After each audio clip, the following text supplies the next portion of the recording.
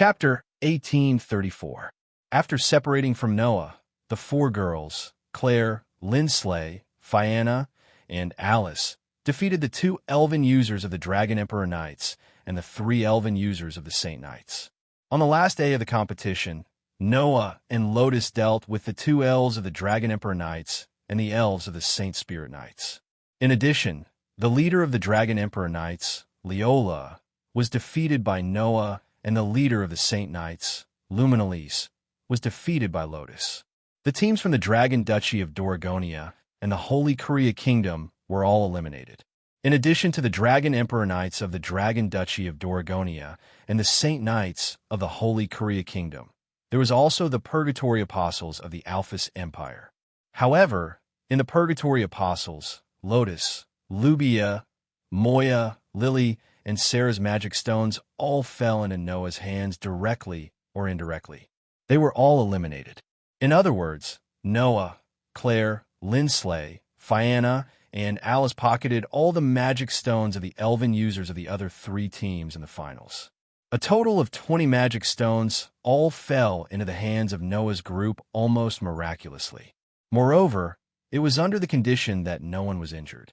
This fact made Claire, Fianna, Lindley, and Alice look at each other in dismay, their faces full of disbelief. It can't be? Claire exclaimed in shock. Did we really defeat all our opponents without any casualties? Without a doubt, everyone in the continent has seen the whole process of the battle through the images sent back by the elves.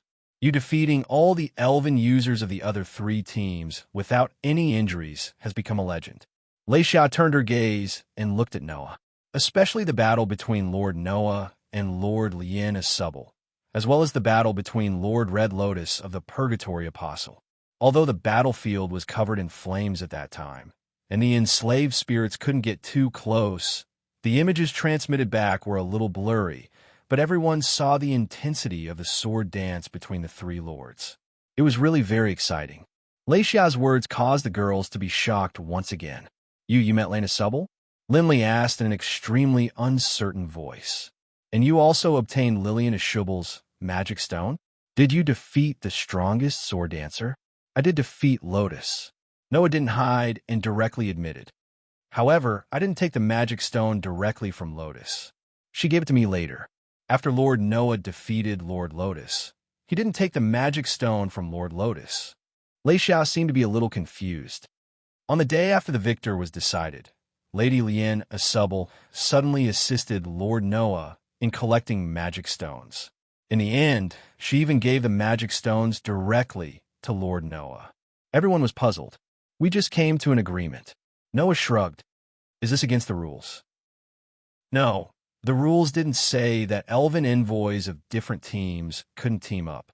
Furthermore, Master Noah had already fought Master Lien Asubal before that, and defeated the strongest sword dancer, so no one was dissatisfied, said Lexia.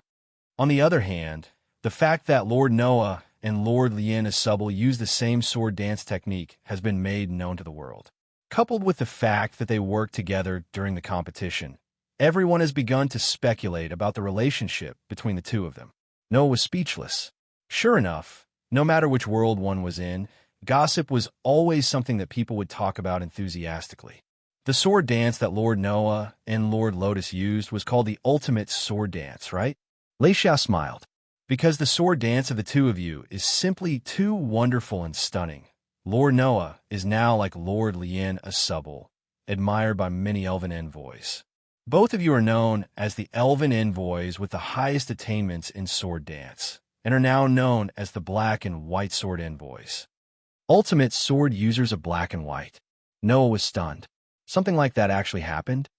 I see, Fianna said as if she had suddenly understood. Black refers to Lotus, who used the pitch-black dark magic sword, and white refers to Noah, who used the silver holy steel sword. Plus, the two of them used the ultimate sword dance, so they're called the ultimate sword users of black and white. In other words, you are really as famous as the strongest sword dancer. Alice said as if she was happy and envious. That's the highest honor. To be as famous as the strongest sword dancer. How many people want that? Claire nodded, as if she had experienced it herself. From today onwards, Noah will be famous throughout the continent. But that's to be expected, right? Lindsley said without thinking. Lotus' sword dance was so beautiful, but Noah's sword dance was also very handsome. Yes, yes. Claire, Fana, and Alice almost subconsciously nodded in agreement. Then they reacted together with Lindsley, their faces turning red. Just a little bit handsome. Lindsley added in a fluster. Just a little bit. Just a little bit. That's right. Claire, Fana, and Alice all nodded with reddened faces. Just a little bit. Seeing the group of girls become arrogant, Noah didn't know whether to laugh or cry. Even if you want to hide something, you should use a better method, right? That way, I can see that you don't mean what you say, right? Of course, Noah didn't think he was that handsome. It was purely because he performed the absolute sword technique well. As the highest level of sword dance skills, the absolute sword skill was top-notch in terms of both practicality and aesthetics. Lotus became the strongest sword dancer with it. Now, Noah also used the absolute sword technique and became as famous as the strongest sword dancer. The absolute sword envoy of black and white. Noah murmured, maybe it's an ill-fated relationship. The black came from the Vorpal's sword, which penetrates the truth. White came from the demon slayer. In the past, the fairy device belonged to the saintess and the demon king, respectively. Now, in the hands of Noah and Lotus, it became synonymous. It was indeed an ill-fated relationship. Of course, the demon king Lotus and the saintess Lubia had always been together. That might also be an ill-fated relationship. No matter what, we won. Fianna smiled happily. There's nothing more worth being happy about. That's right. Alice nodded with a rare look of joy on her face. This way, everyone's wish can come true. Hearing Fianna and Alice's words, Claire and Lindley's eyes turned red. Unlike Fianna and Alice, Claire and Lindley participated in the Elven Sword Dance Festival because they had a wish that absolutely could come true. Claire wanted to know the truth about her sister's betrayal. Lindley wanted to save her sister who was sealed in the ice spell. Now, their wish could finally come true. Both of them had the urge to cry. Seeing this scene, Noah's mood was very complicated. Noah could now help Claire fulfill her wish. But what kind of reaction would Claire have after knowing the truth? And Lindley was even worse. The Elven King had already gone crazy. Therefore, whether or not Lindley's wish could be realized was still a question. What's more, what Noah wanted to do next would eliminate their chance to make a wish. But even so, Noah still had to do it. When Noah's mood became extremely complicated, Leisha continued. In the evening, we'll hold a celebration for everyone. Nobles from all countries will be present. After the celebration, we'll be responsible for sending everyone to the Hall of True Sacrifice and making a wish in front of the Elven King. Please remember this process. After saying this, Leisha chatted with Fianna for a while before leaving Noah and the others alone. After Leisha left, before the girls were about to speak, Noah suddenly spoke. Everyone, I have something to tell you. Chapter 1835. The Elven King went mad. In the audience hall of the Great Sacrificial Hall, when Noah told the girls everything he knew, they were all dumbfounded. That red lotus is elder sister? Claire's delicate body began to tremble. An indescribably heavy atmosphere pervaded the entire audience hall. The expressions of the girls kept changing, their eyes filled with extreme shock and disbelief. It was as if their minds had been attacked, and they were stunned on the spot. I know it's hard for you to accept the truth immediately, and I know you won't easily believe such a ridiculous thing, but I have to tell you that it's all true. Noah sighed. It's not just me. Lotus also knows the truth, and even assassinated the Elven King 3 years ago. Her words are probably more convincing than mine. If you want to verify it with her, I can help you find her. Even that Lotus Asubble knows about this? Lindsley was truly shocked. Moreover, Lotus Asubble assassinated the Elven King 3 years ago? This isn't a joke, right? Alice's eyes were full of shock. The Elven King went mad. The Elven Mistress of Calamity appeared in this year's Elven Sword Dance Festival, and even the strongest sword dancer assassinated the Elven King. Is this all true? I can't imagine it. Fianna seemed to tremble, and her pretty face turned slightly pale. If it's really like this, then what about the witches of the divine ceremonial court, who swore to serve the Elven King with everything we have? Obviously, the truth behind the Elf King's madness was a shock to everyone's mind. That was to be expected. If you told those believers that not only was God not merciful, but he was even mad and would destroy the world sooner or later, they might not believe you, and you might even be beaten up. To the people of this world, the Elven King, who governed the elements and dominated the world, was a godlike existence. Everyone was a believer of God. As such, how could Claire, Linley, Fianna, and Alice be willing to believe in such a ridiculous thing? They had been educated to believe in everything about the Elf King. So how could Claire, Linley, Fianna, and Alice be willing to believe in such a ridiculous thing? However, the girls also trusted Noah. They knew that Noah wouldn't joke about such a thing. Or rather, who would joke about such a thing? Not to mention, Noah also said that Lotus also knew about this matter and had even tried to assassinate the Elf King. The reason why the calamitous elf concubine betrayed the Elf King was because the Elf King had gone mad. How could they not be shocked? Then, where's Sister now? Claire stretched out her trembling little hand and tightly grabbed Noah's clothes. Her expression was no longer as stubborn as before. Instead, she looked like an abandoned little animal, and her eyes were full of fear. Is Big Sister still on this saint floating island? I don't know. Noah shook his head. However, Lubia said that before we meet the Elven King and make a wish for the sword dance of the elves to end, she will wait and see. So, even if she is not on the floating island in the Holy Realm, she should be hiding nearby and observing, right? Sister is nearby. Claire bit her lips, and her pair of red eyes trembled violently. Noah could guess what Claire was thinking. This girl had always wanted to know the truth, just to prove that her sister wasn't an unforgivable sinner in everyone's eyes. Now that she knew that Lubia was nearby, Claire would definitely want to rush in front of her sister, right? Not only to know the truth, but also to see her sister. However, Claire didn't lose her mind. Although she had lost her cool, at least Claire knew that it was impossible to see her sister no matter how much she wanted to. Because, not to mention Claire, even Noah didn't know where Lubia was hiding. There was only one thing that could be confirmed. That was, Lubia must be by Noah's side, quietly waiting for Noah to take action. I chose to tell you everything, not to make you waver, but because I feel that this matter can't be hidden from you. Noah looked around at the girls. After all, after tonight's celebration, we will be able to go to the Hall of Truth to meet the Elven King as the winners of the Elven Sword Dance. At that time, I will make a move on the Elven King. I only told you the truth in order to not cause any chaos and unnecessary trouble. I hope you can understand. Make a move on the Elven King? Claire, Linley, Fianna, and Alice couldn't help but swallow their saliva. You want to assassinate the Elven King like Leanne a Subble 3 years ago?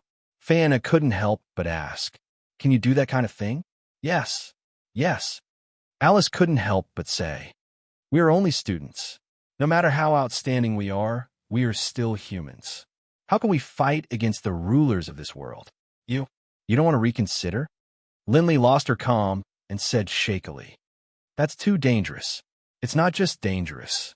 Claire's expression became extremely complicated. If we don't do it right, we might be seen as a sinner who betrayed the Elven King like sister. Even if the Elven King is angered once again, would that still be fine? Claire's words silenced the rest of the girls. Although they still found it hard to believe that the Elven King had gone crazy. Even if it was true, Noah's actions only meant one thing. He would become the enemy of the world. This was the consequence of making a move on the Elven King. Noah only smiled faintly at this. 3 years ago, Leanne assassinated the Water Elven King and freed him. If the Elven King wanted to vent his anger, he could have done so 3 years ago, but he didn't. This time should be the same, right? At this point, Noah's eyes narrowed slightly. Moreover, I won't be like Leanne and only release one Elven King. If I can release all the Elven Kings, without the Elven King going crazy, the human world won't be threatened. Hearing this, the group of young girls looked at each other, not knowing what to say. Regardless of whether it was Claire, Lindley, Fana, or Alice, although they all had prominent family backgrounds, in the end, they were only ordinary girls. Not to mention coming into contact with the darkness of this world, these girls usually didn't even come into contact with the opposite sex in order to maintain their purity. Now that they suddenly came into contact with such a heavy matter and the truth, how could they remain calm? However, there was one thing that the group of girls finally understood. The girls' wishes probably couldn't be realized. Fana and Alice, who didn't have any wishes, didn't think much of it. Claire's wish was to know the truth about her sister's betrayal, and this wish had now been realized. Only Lay sat weakly on the ground, her eyes red. Doesn't that mean there's no way to save Udia? Lindley's sobbing words made Claire, Fana, and Alice feel sad. Noah was the only one who said it directly. That's not the case. After saying this, Noah took out his gift card and took out a piece of elven Oregon. Do you still remember the elves we met in the underground maze of the abandoned city? Noah raised the elven or in front of Lindley.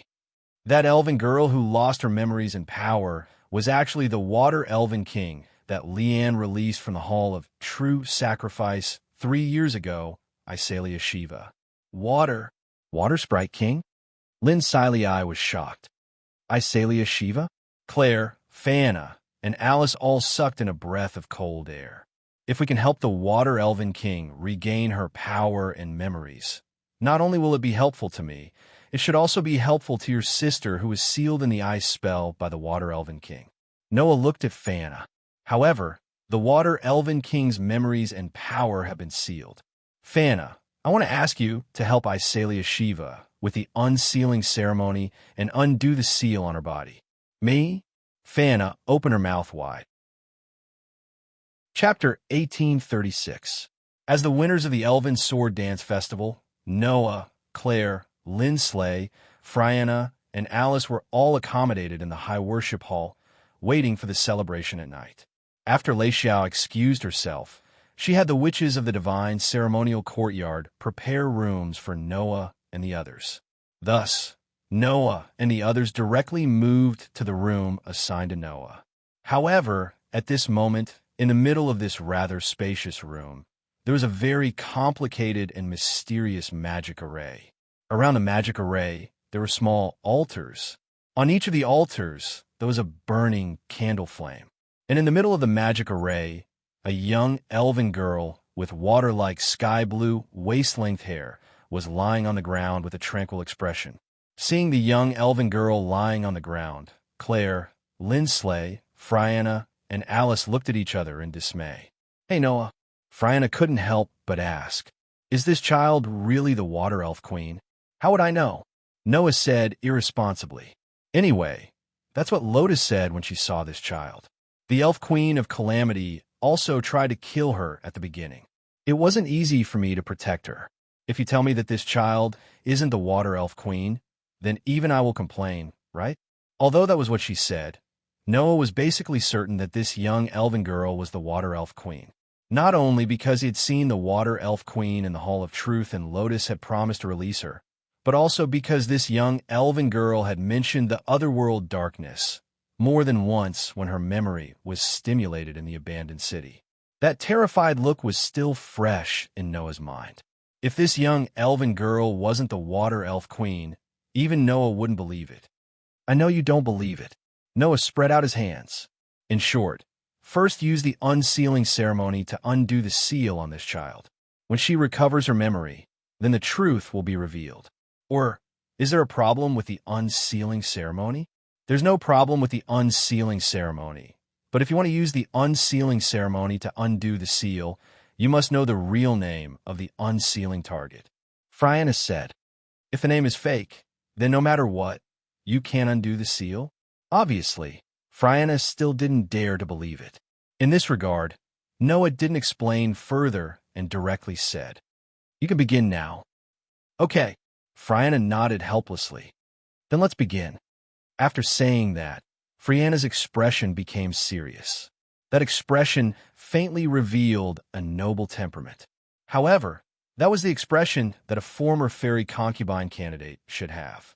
Then, under everyone's gaze, Viviana slowly stepped forward and came to the back of the elf girl lying on the ground, facing Noah and the others. Then Viviana closed her eyes and slowly opened her hand toward the elf girl lying in front of her. Thou, Iselia Shiva, is hereby liberated dash. The moment that clear voice sounded, Friana's entire body fluctuated with dense divine power. Boom! The candlelight on the surrounding altars suddenly swelled like an explosion, igniting the altars one by one and slowly burning them. Clank! The magic array drawn on the ground began to bloom with dazzling light. The light was like a torrent, converging on the body of the elf queen lying in the center of the magic array. At this moment, the space around the elven girl suddenly trembled, causing her body to flash with a dazzling light. Ugh! The elf queen's tranquil expression suddenly distorted, revealing a painful expression. Seeing this scene, Claire, Linley, and Alice's group all trembled. It's moving! Alice cried out in panic. She moved! Stupid idiot! Linley seemed to be startled by Alice's shout. Don't scare me. That's not a doll. Of course she can move. Claire complained. Alice, don't make a fuss over nothing, okay? Saying this, Claire, Linley, and Alice all became visibly agitated due to their nervousness. After all, the one lying in front of them wasn't an ordinary elf, not even an ordinary humanoid elf, but a god who ruled the entire world, the Elf King.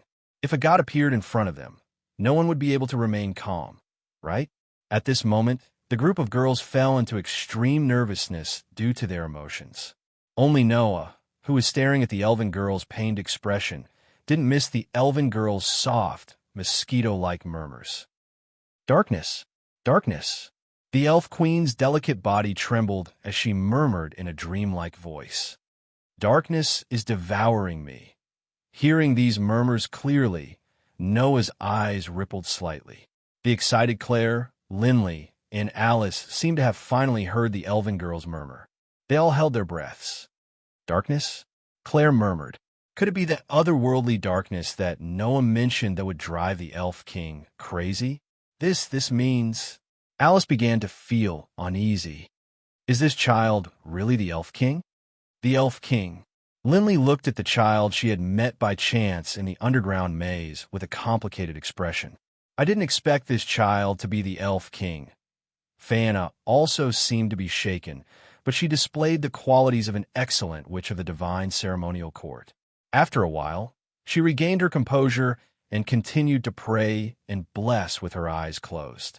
Under such circumstances, the light of the magic array drawn on the ground became more and more intense, and the surrounding altars burned even more fiercely. On the contrary, the Elf Queen's pained expression began to disappear little by little, and her expression returned to its original tranquility. However, everyone present had a feeling. Undoubtedly, it was exactly the same expression as before. But as the unsealing ceremony progressed, that tranquil expression made the Elf Queen emit an indescribable temperament. That temperament was ancient and tranquil, with an extraordinary feeling. Looking at that tranquil and tender face, everyone had a thought in their minds. The person in front of them was an incomparably honorable and noble existence. Clang! The rich light began to dissipate little by little. Phew! The surrounding altars had been burned to ashes, leaving only a pile of dust. Fianna slowly opened her eyes, looked at the peacefully sleeping Elf Queen, and murmured softly, "You Shun, please wake up." As soon as he finished speaking, everyone saw it clearly. The eyes of the Elf Queen lying on the ground trembled a few times, and then she gently opened them. Like an ordinary girl, the Elf Queen looked around with a somewhat dazed expression. Seeing this, Claire, Linley, Fianna, and Alice all looked as if they didn't know what to do, and focused their gazes on Noah. Noah shrugged, stepped forward, squatted down in front of the Elf Queen, and said so. "How do you feel?" "You?" The Elf Queen stared blankly at Noah, and then seemed to have recovered, and murmured, "So that's how it is. Did I accept the unsealing ceremony? Miss Elf?" Linley, who was hiding behind Noah, hesitated for a moment before asking tentatively, "Do you still remember me?" "I remember you." The Elf Queen nodded. "We met in the underground maze of the abandoned city." Is that so?" Linley let out a sigh of relief. "That's really great. But our goal is to let you recover all your memories."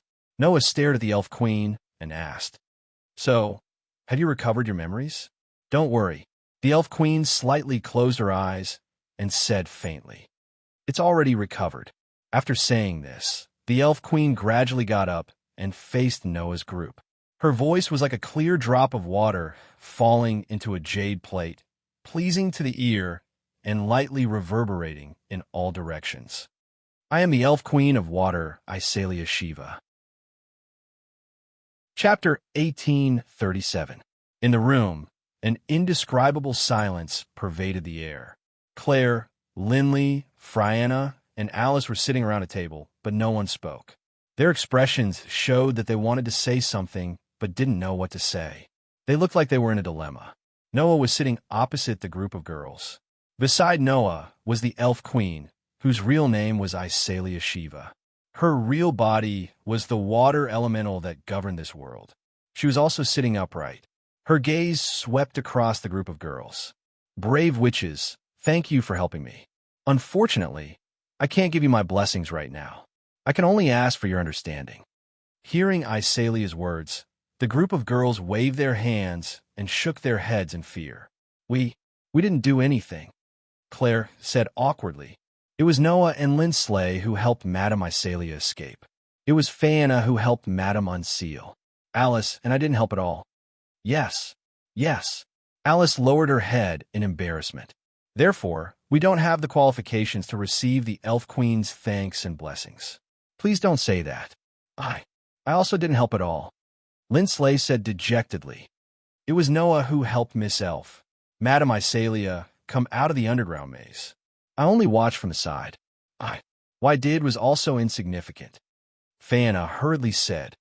"I was only in charge of the unsealing ceremony. There are many people in the mystic ritual courtyard who can perform the ceremony. I just happened to help a little." Clearly, in front of Isalia, the group of girls still felt quite nervous. It couldn't be helped. Who told the person sitting there to be the Water Elf Queen? The Elf Queen usually stayed in the Hall of Sacrifice, silently managing the entire world. Even if there was something, she would give orders through the elf concubines who serve her directly. Humans simply couldn't meet the Elf Queen directly. The only people who could meet the Elf Queen directly were the elf envoys who won the elf sword dance ceremony. Sitting at the same table and chatting with the Elf King like this was something that had never happened before. Thus, how could the girls not feel nervous and terrified? Of course, the girls would no longer doubt Isalia's identity.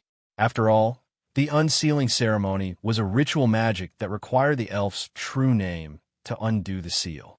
Since the ritual worked on Isalia, then the name Isalia Shiva was undoubtedly the real name of the elf girl in front of him. Throughout both the human world and the elemental elf world, there was only one being with this name. That was the Water Spirit King. He was the one who controlled the water element and stood at the top of the world. While the young ladies were panicking, Isalia said, "Don't worry, I'm not going to give you a chance. You don't have to be so cautious. Although I'm the Elven King, I'm just a clone right now. I'm not the main body that governs this world." Doppelganger? Claire, Linley, Phaena, Alice, and the other girls were slightly stunned. A doppelganger? Noah turned to look at Isalia. "What's going on?" "To be more specific, the state of my existence is still incomplete," Isalia said. "Although my memories have been restored, I still feel a little scattered. Almost all of my power is left in the main body.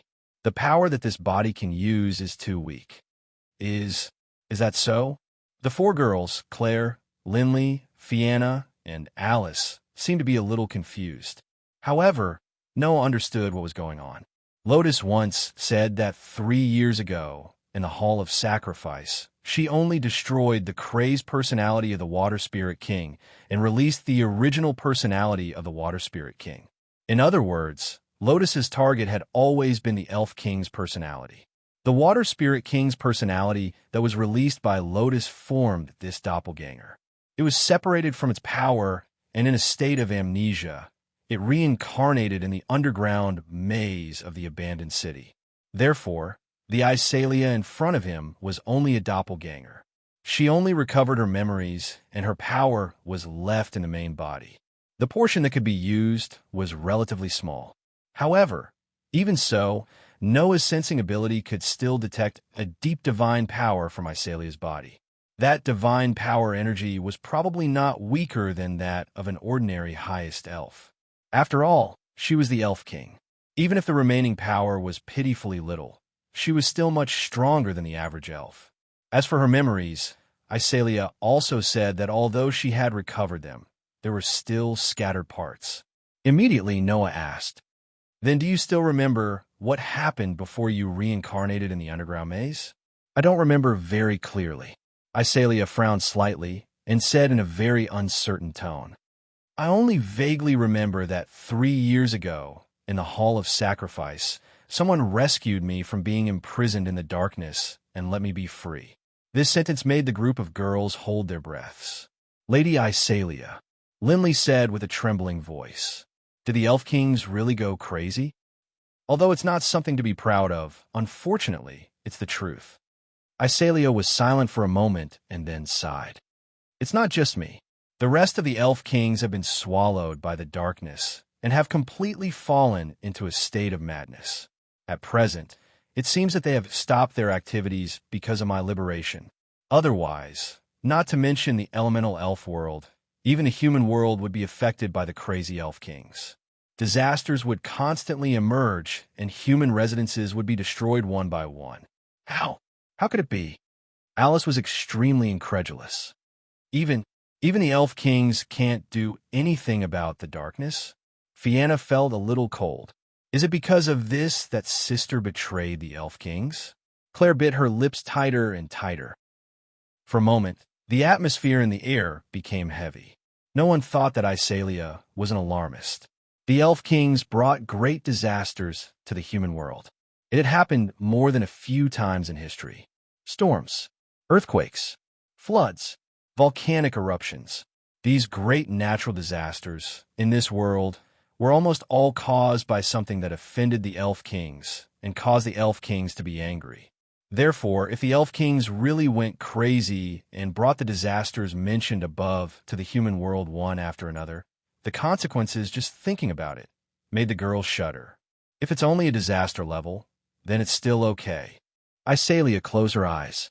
If we Elf Kings continue to be eroded by the darkness of the other world, we will eventually destroy the world with our own hands, whether it's the elemental elf world or the human world. The cruel reality made the faces of the group of girls turn slightly pale. If that were to happen, not to mention the elves, even the humans would be heading towards the end of the world, right? Facing the disaster of the entire world, the 4 human elves were really too insignificant. So small that Claire, Linley, Fianna, and Alice couldn't even breathe. At this time, only one voice was still indifferent. "Don't talk about the destruction of the world. The world is stronger than you think. Even if it's the Elf Kings, how could it be so easy to destroy the world?" That one sentence made all the girls present, including Iselia, stunned. Without giving the girls a chance to react, Noah turned his eyes and looked at Iselia.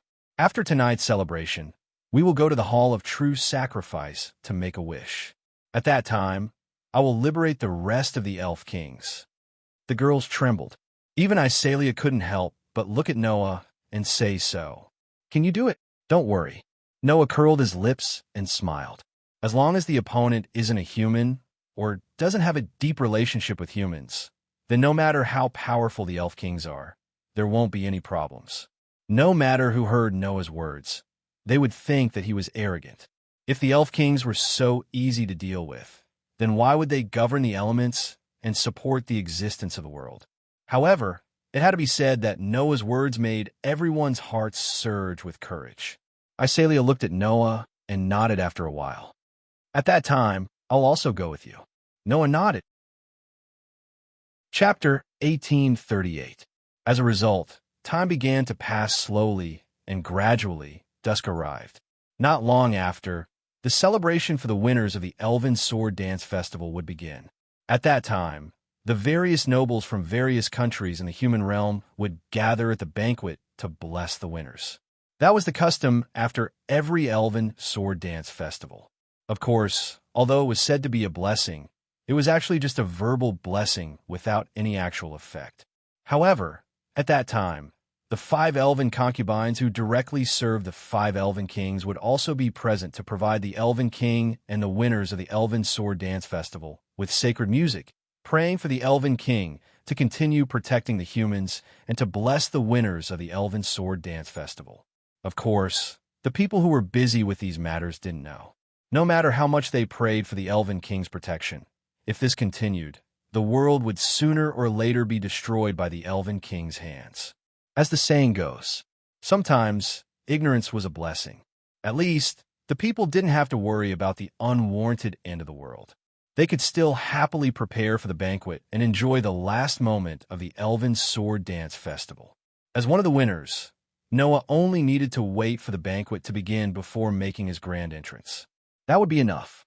Unfortunately, Noah didn't have the slightest interest in this so-called celebration. What Noah really wanted to do could only be done after the celebration ended. Staying in his room, Noah changed into his formal attire while holding the silver dagger and platinum dagger that were placed on the bedside table. Although it's troublesome, I still have to show my face at the banquet. Unfortunately, I can't bring weapons to the banquet. Noah spoke to the 2 daggers in his hands. Aster, Athena, I'll temporarily keep you in the gift card. As soon as he finished speaking, Aster and Athena's voices sounded in Noah's mind at the same time. I hope Master can quickly take me out. I don't like the space in the card. Aster, I don't mind. With your current strength, it will only be a loss without me. Sooner or later, you will need me. Athena, Noah didn't know whether to laugh or cry at the 2 completely different answers. Immediately after, Noah materialized the gift card.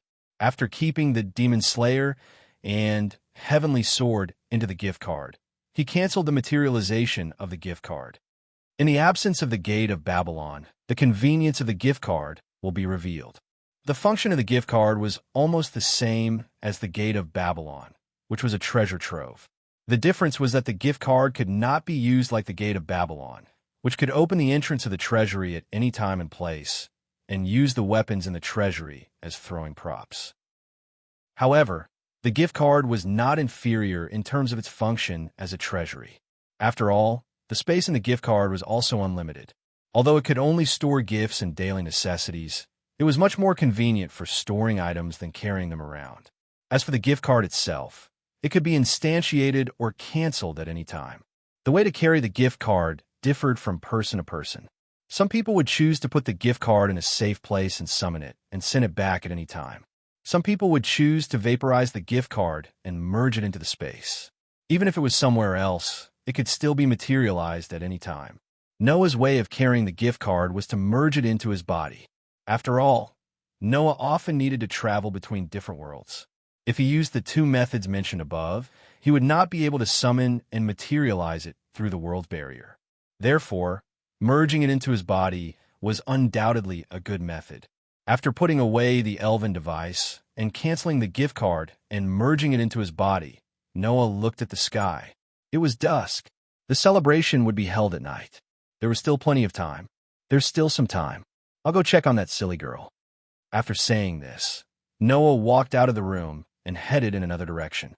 Because they were all winners of the Elven Sword Dance Festival, the distance between Noah's room and the other girl's room was not too far. Although the area of the Great Sacrificial Hall was quite large, Noah only took 30 seconds of slow walking to reach the door of his destination. Looking at the door in front of him, Noah reached out his hand. But before he could knock on the door, a voice came from inside the door. Sister, congratulations on winning. Thank you, Milieu. Lynn's silly eye. Congratulations on winning. Thank you, Mila. Sob, sob, sob. It's great that Milady won. Don't cry, Carol. It's embarrassing. Upon hearing the voice coming from the room, Noah couldn't help but laugh. He didn't knock on the door and just said, Come in. Lindsley, I'm coming in. Suddenly, the sound in the room disappeared. Noah, Noah? Lindsley's voice changed. Wait, wait. However, before Lindsley could say anything, Noah had already opened the door and barged in. The next moment, Noah saw a scene that made Noah's eyes light up. He saw that in the middle of Lindsley's room, a real milady was standing there. She wasn't wearing her usual Elven Academy uniform. Instead, she was wearing a navy blue evening gown. Her dazzling light blonde hair was tied up. She seemed to have put on some light makeup on her delicate face, making her lovable face even more gorgeous and moving. As for her pink lips, she seemed to have applied some lipstick, giving her lips a rose-like color, which made her look quite charming. Such a well-dressed milady suddenly entered Noah's eyes, making Noah stunned. Really? Really? Lindsley called out shyly. Didn't I tell you to wait? Why? Noah walked in, praising as he walked. Doesn't it look good? But I was going to wait until the banquet started to show you. Lindsley puffed up her cheeks as if she was throwing a tantrum. Then there won't be any surprises. What are you talking about? Noah praised. I'm already surprised enough. Really? Is that so? Lindsley was a little embarrassed, turning her head away. Carol snickered at the side. Milady really wants Mr. Noah to see this outfit the most. Carol. Lindsley's face was red as she hammered Carol's back. A petite girl next to Carol trotted over and threw herself into Noah's arms.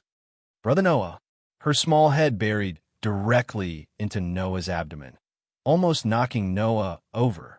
Milady, Lindsley said angrily, you can't do this kind of unladylike behavior. However, Milady completely ignored her sister. She raised her head and smiled at Noah like a flower. I watched all of Brother Noah's matches. It was really amazing. Brother's sword dance was really, really cool. Really? Noah smiled and patted Milady's head. Did you like it? I did, Milady said bluntly. And Mira liked it too. Just as she finished speaking, the back of her collar was grabbed by Mira, who suddenly appeared behind her and lifted her up. Congratulations on winning, Noah. Mira ignored the struggling Milady, and a rare smile appeared on her pretty face. Your sword dance was really amazing. You even defeated the strongest sword dancer and received the same honor as Liana Subble. It's really amazing. The absolute sword envoy of Black and White. This title will soon be known throughout the continent. Carol said with a smile. Mr. Noah will soon have a lot of fans. Like the strongest sword dancer, he will become the idol of all the elves on the continent. And brother also helped sister win. Milady's smile became even brighter. This way, Sister Eudia will be able to come out of the cursed ice. Lindsley's expression instantly froze. The atmosphere became uncomfortable. Chapter 1839. In fact, Noah was also helpless. It wasn't strange for Lindley to have such a reaction. It was because in the end, Lindley's younger sister who was sealed in the cursed ice was still unable to be rescued. Lindley's second sister had made some mistakes when she was sacrificing herself to the Water Fairy King. She had incurred the wrath of the Water Fairy King, which was why she had been sealed in cursed ice.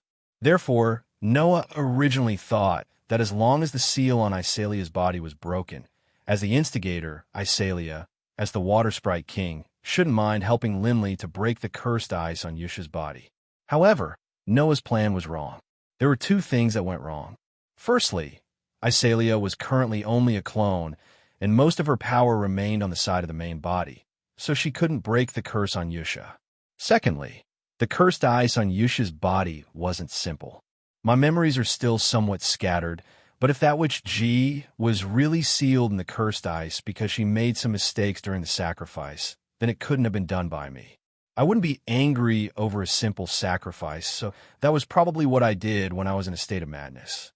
This was what Isalia told Noah to Lindley after knowing about Lindley's younger sister. In other words, the person who sealed Yusha in the cursed ice, even if it was Isalia, wasn't her original intention, but her rampage during a state of madness. If I still have my power now, then it shouldn't be difficult to break the curse. Unfortunately, I can't do it now. I can only wait until I return to my main body and see what happens. Noah still remembered how disappointed Lindley's face was when Isalia said this. But that was to be expected. In order to break the curse on her younger sister, Linley didn't hesitate to participate in the Elven Sword Dance Festival with a strong determination. It wasn't easy for her to obtain victory and make a wish to save her younger sister, but in the end, she received such bad news. Fortunately, it wasn't that there was no way, but it couldn't be realized at the moment. As a result, Linley could only swallow this bitterness. However, Millie didn't know about this. This child must have been waiting for her eldest sister to rescue her second sister from the eternalized seal, right? Under such circumstances, Linley simply couldn't explain it to her youngest sister. The fact that the Elf King had gone mad could not be publicized. But even if Lynn Silei told Mireia that there was no way to save Eudia for the time being, Mireia would definitely be very disappointed even if she could understand. As an elder sister, Linley usually looked like she cared a lot about her face, but deep down, she was indeed a gentle and virtuous girl. Linley probably didn't want to see her younger sister's disappointed look, so she didn't know how to explain this matter. Noah looked at Mireia and rescued her from Myra's hands, placing her on the ground. "Don't worry." Noah squatted down and reached out his hand to pat Malaja's head. "Lindsay Lay will definitely save your second sister." Malayu nodded heavily, her little face brimming with happiness. On the other hand, Linley's expression became extremely complicated. "Eldest miss?" Carol noticed Linley's expression and asked curiously, "What's wrong?" Linley didn't seem to know how to answer Carol's question and fell silent for a moment. This made Carol worried instead. Even Milieu blinked her eyes and moved forward in confusion. "Sister? What's wrong?" Before Milieu could reach Linley, Mira stepped forward and held her hand. "Linley should have something important to discuss with Noah. Let's go out first and not disturb them."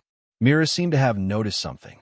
Although she was very young, only 13 years old, Mira was appointed as the leader of the Lai Pao division by the Russell Bell Duchy.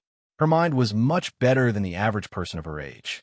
Sensing that Noah and Linley seemed to be hiding something, Mira very considerately covered for the two of them. "Is that so?"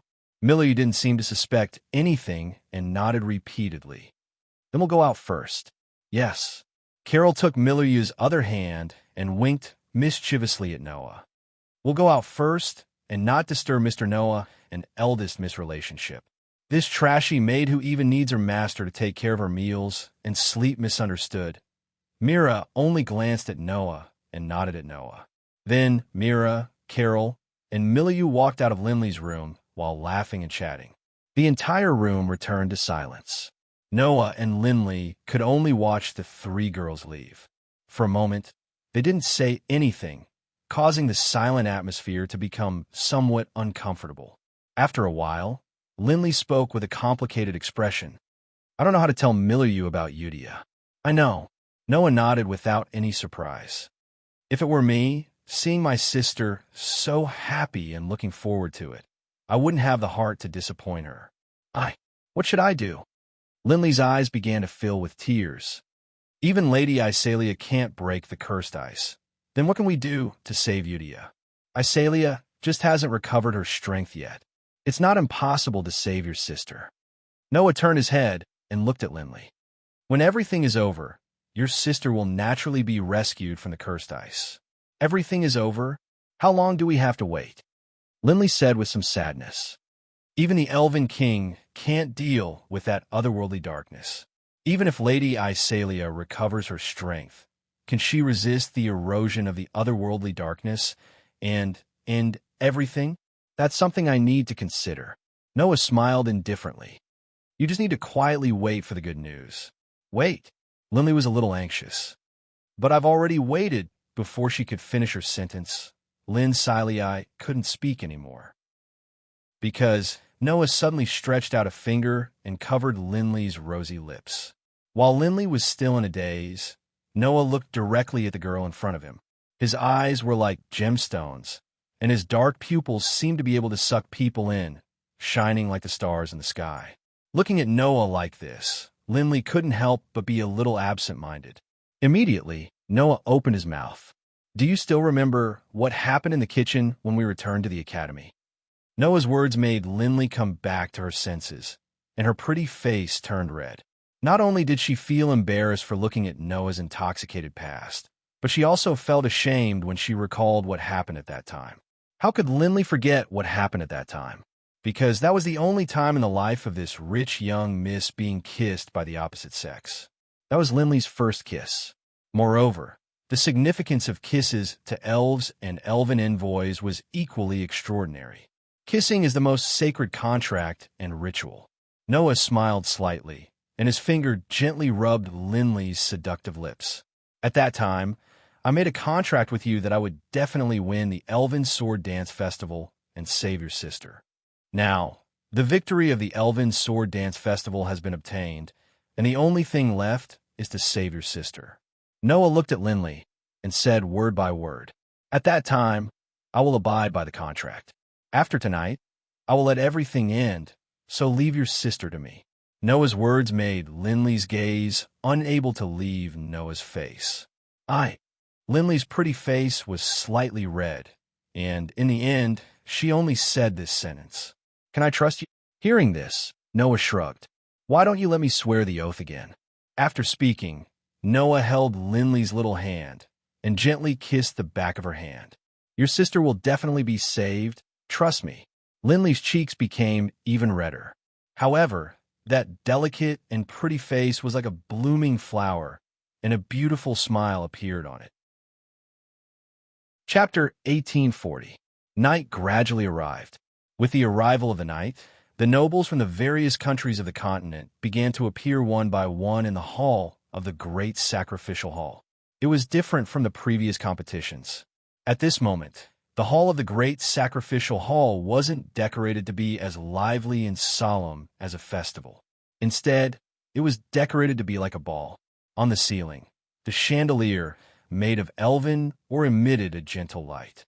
The surrounding walls were covered with luxurious hanging curtains. The floor was covered with a red carpet that people couldn't bear to step on. Long tables were placed in every corner of the hall, with plates of dishes and bottles of fine wine placed on them. The atmosphere was completely different from the previous lively atmosphere. However, with the appearance of the nobles one by one, the scene gradually became more lively.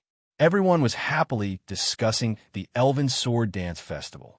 Even though there weren't any vulgar people present and the discussion wasn't that intense, one could more or less understand the emotions of the nobles who were dressed in formal attire and had impassioned expressions. There was only one topic that everyone was discussing.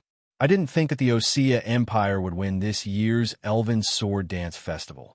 When I heard that the strongest sword dancer didn't represent the Osea Empire, I thought that the Osea Empire wouldn't be able to win this time. In the end, the Osea Empire still won.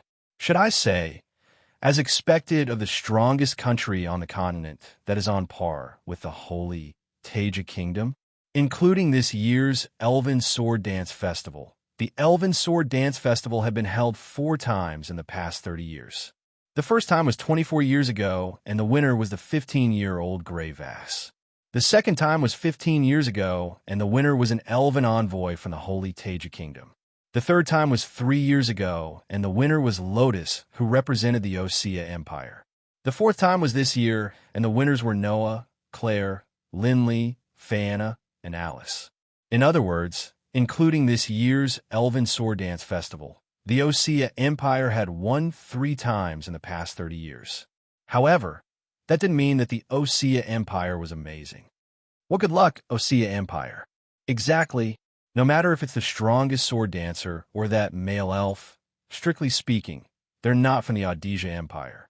But both of them represented the Ordesian Empire in the Elven Sword Dance Festival, and even won. If it wasn't for the Dusk which holding the fort, I'm afraid the kingdom of Odisia would be finished. Not to mention, the lost elf concubine of the Odisia Empire's royal family is also part of the winning team. Previously, we were abandoned by the royal family of the Odisia Empire, but this time, we won a beautiful victory. I'm afraid the royal family won't look good, right? That's why I said that the Odisia Empire was just lucky. How ironic. That was how others saw the Austrian Empire's victory. Of course, there was some jealousy in it, but the content of the topic was not without reason. No matter what, Noah and Lotus weren't from the Austro-Hungarian Empire. They were just representing the Austro-Hungarian Empire. In other words, the Austro-Hungarian Empire's 2 victories in the Elven Sword Dance Festival were only because they had external help. Moreover, it was not wrong to say that they relied on the dusk which to hold the fort. After all, both Noah and Lotus had participated in the Elven Sword Dance Festival because of Gray and Vaz. If it wasn't for Gray and Vaz, Noah and Lotus wouldn't have represented the Austro-Hungarian Empire in the Elven Sword Dance Festival. On top of that, Princess Fana had been demoted to a lost elven concubine and was even abandoned by the royal family. This time, Fana had obtained victory in the Elven Sword Dance Festival, giving the royal family of the kingdom a resounding slap in the face. In the eyes of others, the kingdom of the kingdom of the kingdom of the kingdom of the kingdom of the kingdom of the kingdom of the kingdom of the kingdom of the kingdom of the kingdom of the kingdom of the kingdom of the kingdom. Therefore, in this victory celebration, most of the guests were criticizing the Austro-Hungarian Empire. Of course, no one had any opinions about the winner. Under such circumstances, Noah and Lindsley arrived at the entrance of the celebration. Ahem! Lindsley coughed deliberately and casually put her hand on Noah's arm. Noah was slightly startled. He turned his head and glanced at Lindsley, but he only saw Lindsley looking forward as if she had done nothing. However, Noah didn't miss the blush on Lindsley's pretty face. Therefore, Noah couldn't help but laugh in his heart. He brought the cute girl who was holding his arm and walked into the celebration. Their appearance immediately attracted everyone's attention. Look, the winner's team is here. That's the only male elf user on the continent. Is that the daughter of the Lorenfrost family next to him? What about the white sword user of the black and white sword users? Other than the strongest sword dancer, there's actually an elf user with such powerful sword dance skills. This is really unexpected. Should we go over and say hello? But that's a male. Although it's a little scary, isn't his sword dance very cool? Yeah, I want to say hello to him. How should I do that? You ask me. I don't know. If I knew, I would have already gone over. The young ladies of the royal family and aristocratic families were whispering to each other. They looked at Noah with fear, as usual, but there was also a longing and reverence that had not been there in the past. Just like what Carol had said. Using the same sword dance as the strongest sword dancer, Noah's status in everyone's hearts rose steadily, and he had many fans. Back then, Lotus had captured the hearts of all the elf users with her gorgeous and wonderful sword dance. Now, Noah had displayed his skills in the Elf Sword Dance Festival and even won. Naturally, those innocent ladies had a whole new level of respect for him. However, Noah did not pay attention to those ladies who were talking about him. Instead, he looked around the venue. The hall was not only filled with nobles from various countries, but also the contestants of the Elf Sword Dance Festival. Whether it was the preliminaries or the finals, all the elf users who attended the Elf Sword Dance Festival seemed to have participated in this celebration. Because after the celebration, the Elf Sword Dance Festival would officially come to an end. Therefore, those contestants who did not attend the dance and the festival before also went on stage and would return to their countries in a few days. Among them, Noah also saw many familiar faces. However, he could not find the person he was looking for. Lindley seemed to know who Noah was looking for and could not help but speak. "Are you looking for Lady Lotus Asubble?" Before the competition ended, Lotus said that she would temporarily stay on the floating island until Noah went to the Hall of True Sacrifice to see the Elf King. Therefore, Noah also wondered if he could see Lotus here. Unfortunately, Lotus still did not come. Lotus was not the only one who did not come. The members of the Purgatory Apostles, who represented the Alphys Empire to attend the Elf Sword Dance Festival, also did not come. As expected, those people won't come, right? Noah shrugged. Other than Lotus, almost everyone else can't be seen in the light. We have no choice but to appear. Lindley pursed her lips. After a while, when the elf concubines are done with the sacrifice, we have to go to the Hall of True Sacrifice to see the Elf King. As he said that, Noah clearly felt it. Lindley's hand that was still in his arm seemed to be trembling slightly. Was it nervousness or fear? Noah did not know. However, Noah would not be surprised, because next, everyone would not be meeting the Elf King who could fulfill everyone's wishes, but a group of madmen who would sooner or later destroy the world. Whether it was nervousness or fear, it was human nature. Noah could only gently hold Linley's little hand and said so. "Don't worry, Iselia will be there. Even if she has lost most of her power, it should not be a problem to ensure your safety." Before Linley could answer, another voice sounded behind Noah. "Are you in any trouble?" Chapter 1841.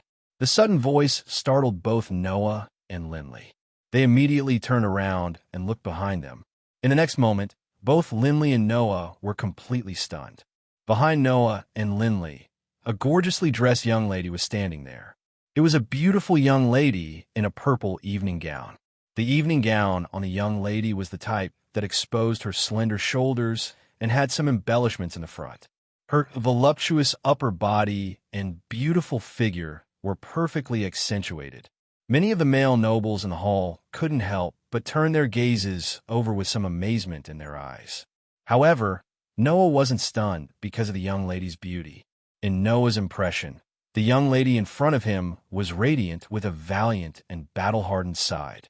She wasn't like the refined young lady of a noble family who displayed an incomparably gentle side. The newcomer was Her Highness the Dragon Dukedom of Dorgonia Leola. "You," Noah said almost subconsciously. "Why are you dressed like this?" "Is it strange for me to dress like this?" Leola's beautiful pair of brows furrowed slightly.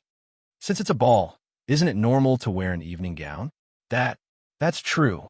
Noah scratched his cheeks and laughed bitterly.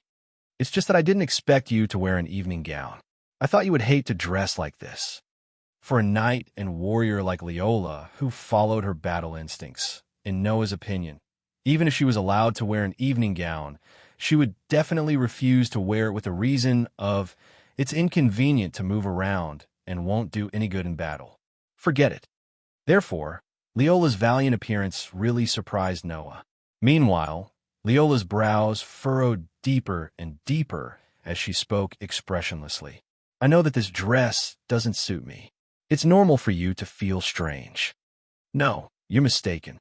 Noah expressed his thoughts frankly. "It looks pretty good on you. Remember to wear it often in the future." "Wah!" Leola's expressionless appearance disappeared without a trace. Her beautiful face couldn't help but blush. Don't think that you can make me happy with your flowery words. I won't fall for it." Although that was what she said, Leola's behavior didn't seem like she could remain calm. Noah looked at Leola with interest, but in the next second, he suddenly felt a sharp pain in the soft flesh of his waist. "Umph." Lynn's Siley snorted coldly and turned her head away. Her delicate face was filled with hatred that anyone could see. Noah could only bitterly touch his soft flesh that had been pinched so hard that it hurt. Could it be that this girl also thinks that I'm just using flowery words to deceive this innocent little girl? Even the heavens could take pity on. Moreover, if he didn't say that, he would be embarrassed himself. After all, during the Elven Sword Dance Festival, Noah had taken advantage of Leola in order to obtain the magical stones on her body after the battle was decided. Therefore, he should at least say a few nice words, right? Thinking of this, Noah couldn't help but glance at Leola's ample bosom before quickly shifting his gaze away. He had to admit that this Dragon Duchess of the Dragon Duchy of Laguna was really something. How'd I reach my hand out so calmly at that time? She didn't seem to be that calm. Just as Noah was bitterly touching his waist, Leola finally came to her senses. She coughed dryly and looked at Noah. "I think I will remember the sword dance with you for the rest of my life. Now that you are on par with the strongest sword dancer, I don't know if I will have the chance to spar with you in the future. So, allow me to bring up an old matter." "Bring up an old matter?" Noah raised his brows. "Are you referring to the matter we talked about previously?" "That's right." Leola nodded. "Let me ask you one more time. Do you want to come to the Dragon Duchy of Laguna?" Leola's words made Noah's expression turn strange. I am not proposing." Looking at Noah's strange expression, Leola seemed to have recalled something important. She blushed and glared at Noah. Although I can't deny that the Dragon King will let us marry in order to give birth to better offspring, it is an absolute. There are many outstanding Magus concubines in the Dragon Duchy of Laguna. That definitely won't disappoint you. Many Magus concubines? Won't disappoint me? Noah couldn't help but ask. Why do you sound like a pimp? Pimp. Leola was slightly taken aback and asked in confusion.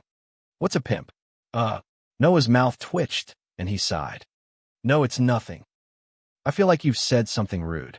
Leola knitted her brows again, but she didn't continue to dwell on it. Be it as a spirit envoy or as a man, in my opinion, you are extremely outstanding. Therefore, I sincerely hope that you can come to our Dragon Duchy of Laguna. If possible, I hope you can give me good news. As Leola spoke, she stared at Noah from the beginning to the end. Her attitude was still the same as before. She was very open and above board, making it hard for Noah to feel disgusted by her. At that moment, Lindley finally reacted to the situation. Wait. Lindley couldn't help but take a step forward and yell. What do you mean by a proposal? When these words came out of Lindsay Lay's mouth, the whole place suddenly went silent.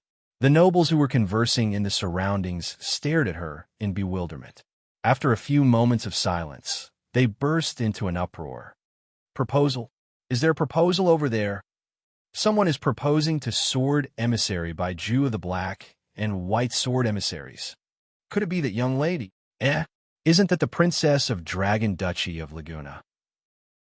The Princess of Dragon Duchy of Laguna proposed to sword emissary by Jew. I see. Dragon Duchy of Laguna intends to use a marriage alliance to obtain the only male spirit envoy on the continent who is on par with the strongest sword dancer. That's too cunning. Yeah, I didn't expect there to be such a method. Why don't we give it a try? Perhaps we can poach sword emissary by Jew. The entire ballroom instantly became noisy. In this situation, Noah felt as though he had swallowed a fly and couldn't utter a single word. Lindley realized that she had messed up and covered her mouth immediately. As for Leola, who had been reduced to being the person who proposed to Noah, her pretty face alternated between green and white. In the end, it was completely replaced by a blush of red. Under the shame and anger, Leola screamed without hesitation. It's not a proposal. I'm only interested in his genes. This sentence echoed clearly in the air. The originally noisy ballroom instantly quieted down.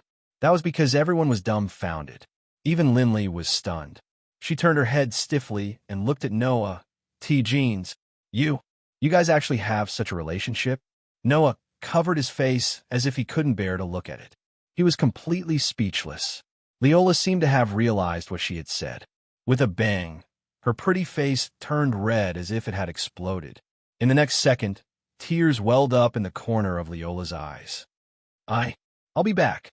After saying this, Leola lifted her skirt as if she was running away in tears. In an instant, she disappeared without a trace. Noah subconsciously extended a hand in the direction of Leola, as if he wanted to hold her back. One of his hands was suspended in the air. He didn't know whether to raise it or put it down. In the end, he laughed as if he was torturing himself. Forget it, I didn't really plan to go to the Dragon Duchy of Dorgonia to spread my genes anyway. However, it was obvious that others didn't think so. What is going on? Lindley looked at Noah with tears in her eyes. Explain it to me clearly. Explain? Would that work?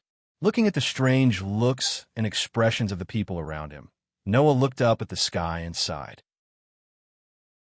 Chapter 1842. After Lindley and Leola's messing around, the atmosphere in the ballroom became a little strange. When Claire, Fana, and Alice all dressed up and put on their gorgeous evening gowns, the strange atmosphere finally calmed down a little. However, Noah could clearly feel that the surrounding nobles were looking at him with completely different gazes. Perhaps they were inspired by Leola's marriage proposal, and the nobles from various countries had the idea of using marriage to rope in Noah. If they could rope in an elven envoy that was on par with the strongest sword dancer, it would be a great thing even for a country, let alone a noble. Moreover, Noah was a male elven envoy. He could definitely marry the outstanding witch G and give birth to even more outstanding offspring. Just this alone was enough to attract the nobles. Of course, this was also inspired by Leola's genes, our important speech. Thus, Noah could only feel that the surrounding nobles, whether male or female, were looking at him with burning gazes. Those burning gazes made Noah feel goosebumps all over his body. Fortunately, because Claire, Linley, Frianna, and Alice were by his side, the nobles didn't directly come up to propose marriage. Otherwise, Noah felt that he would definitely be like in the world of fairy's tale, when he solved the giant dragon's invasion and became the first of the 10 Saint Magi.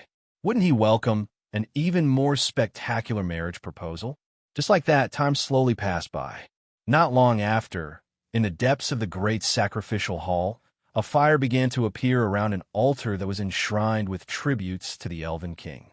Under the illumination of the bonfire, 5 elven maidens gradually appeared and began to dance on the altar.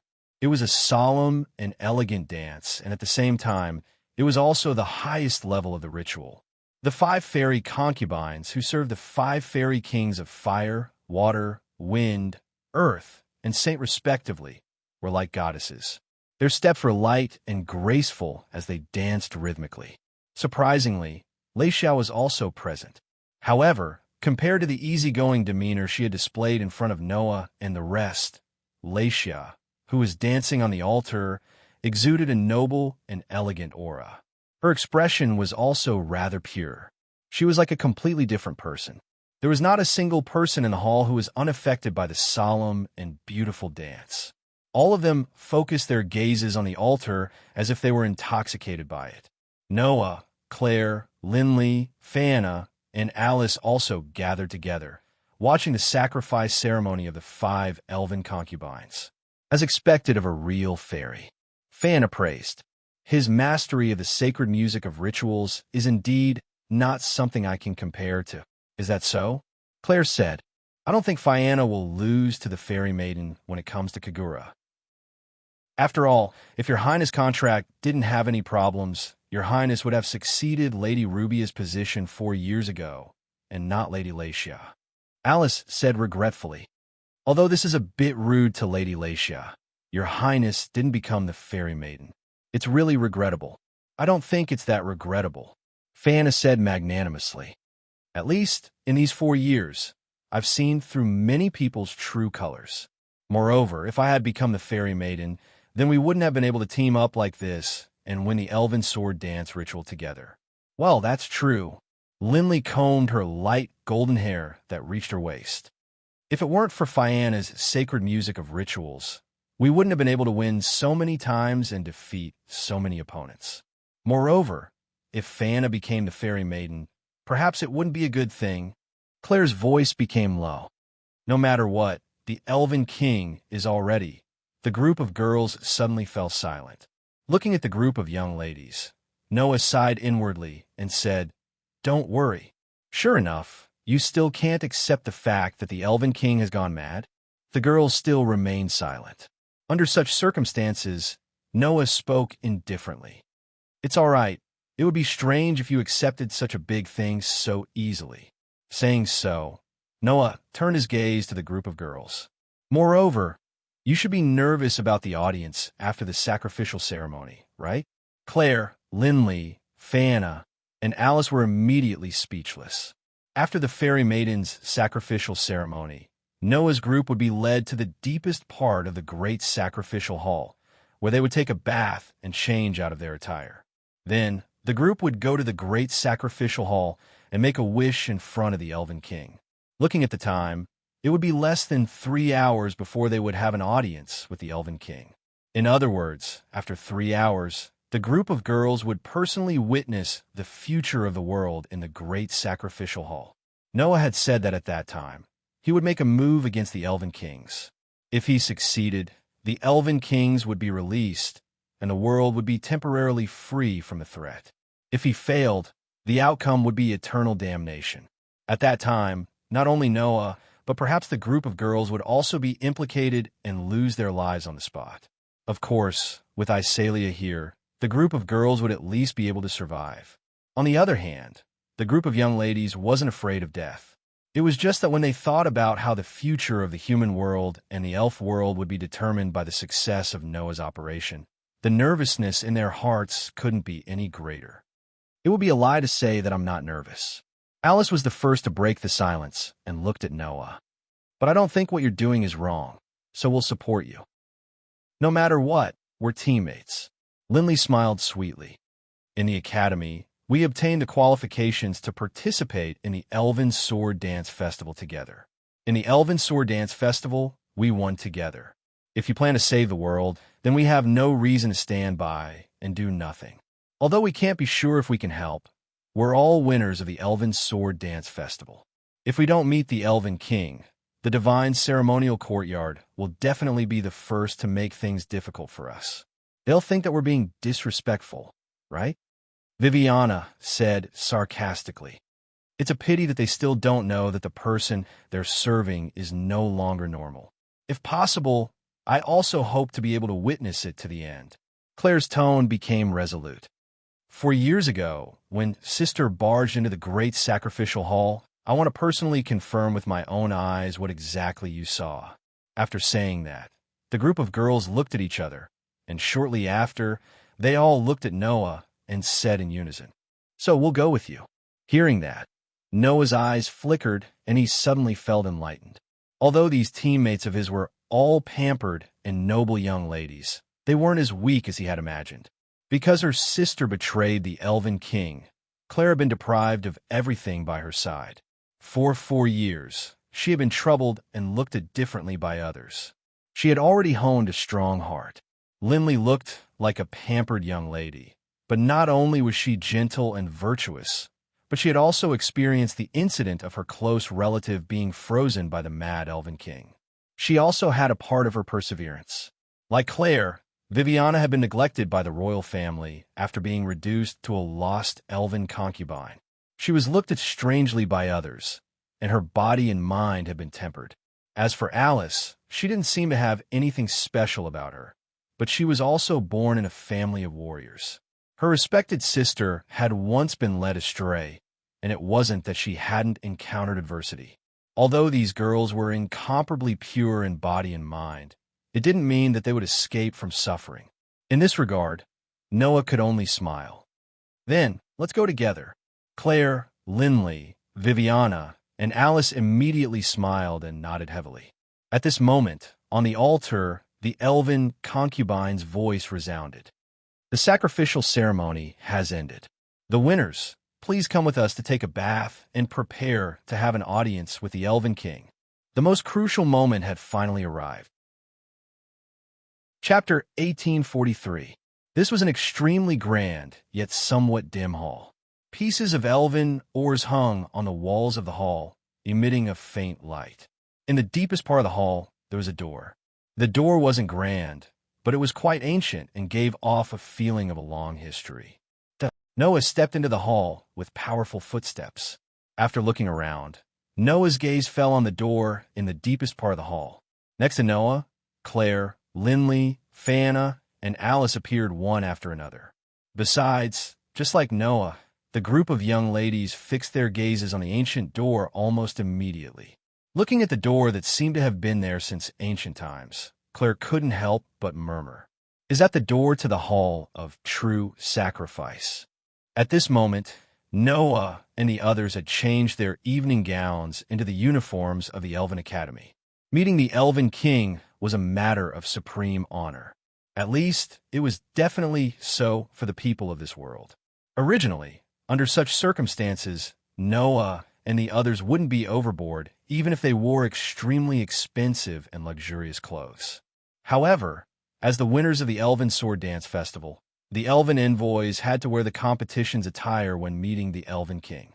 Therefore, Noah and the others were still wearing the Elven Academy's uniforms.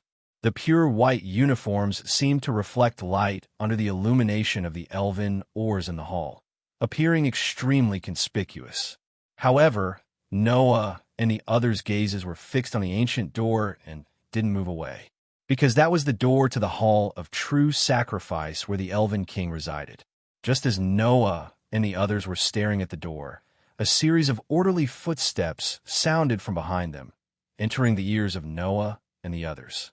The group immediately came back to their senses and turned their heads to look behind them.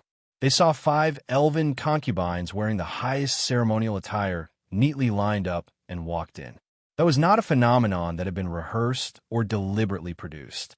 As elven concubines who had always practiced the divine music of ceremonies and performed the highest level of dance for the elven king, the uniformity and uniformity of their steps had long been engraved into the instincts of these girls.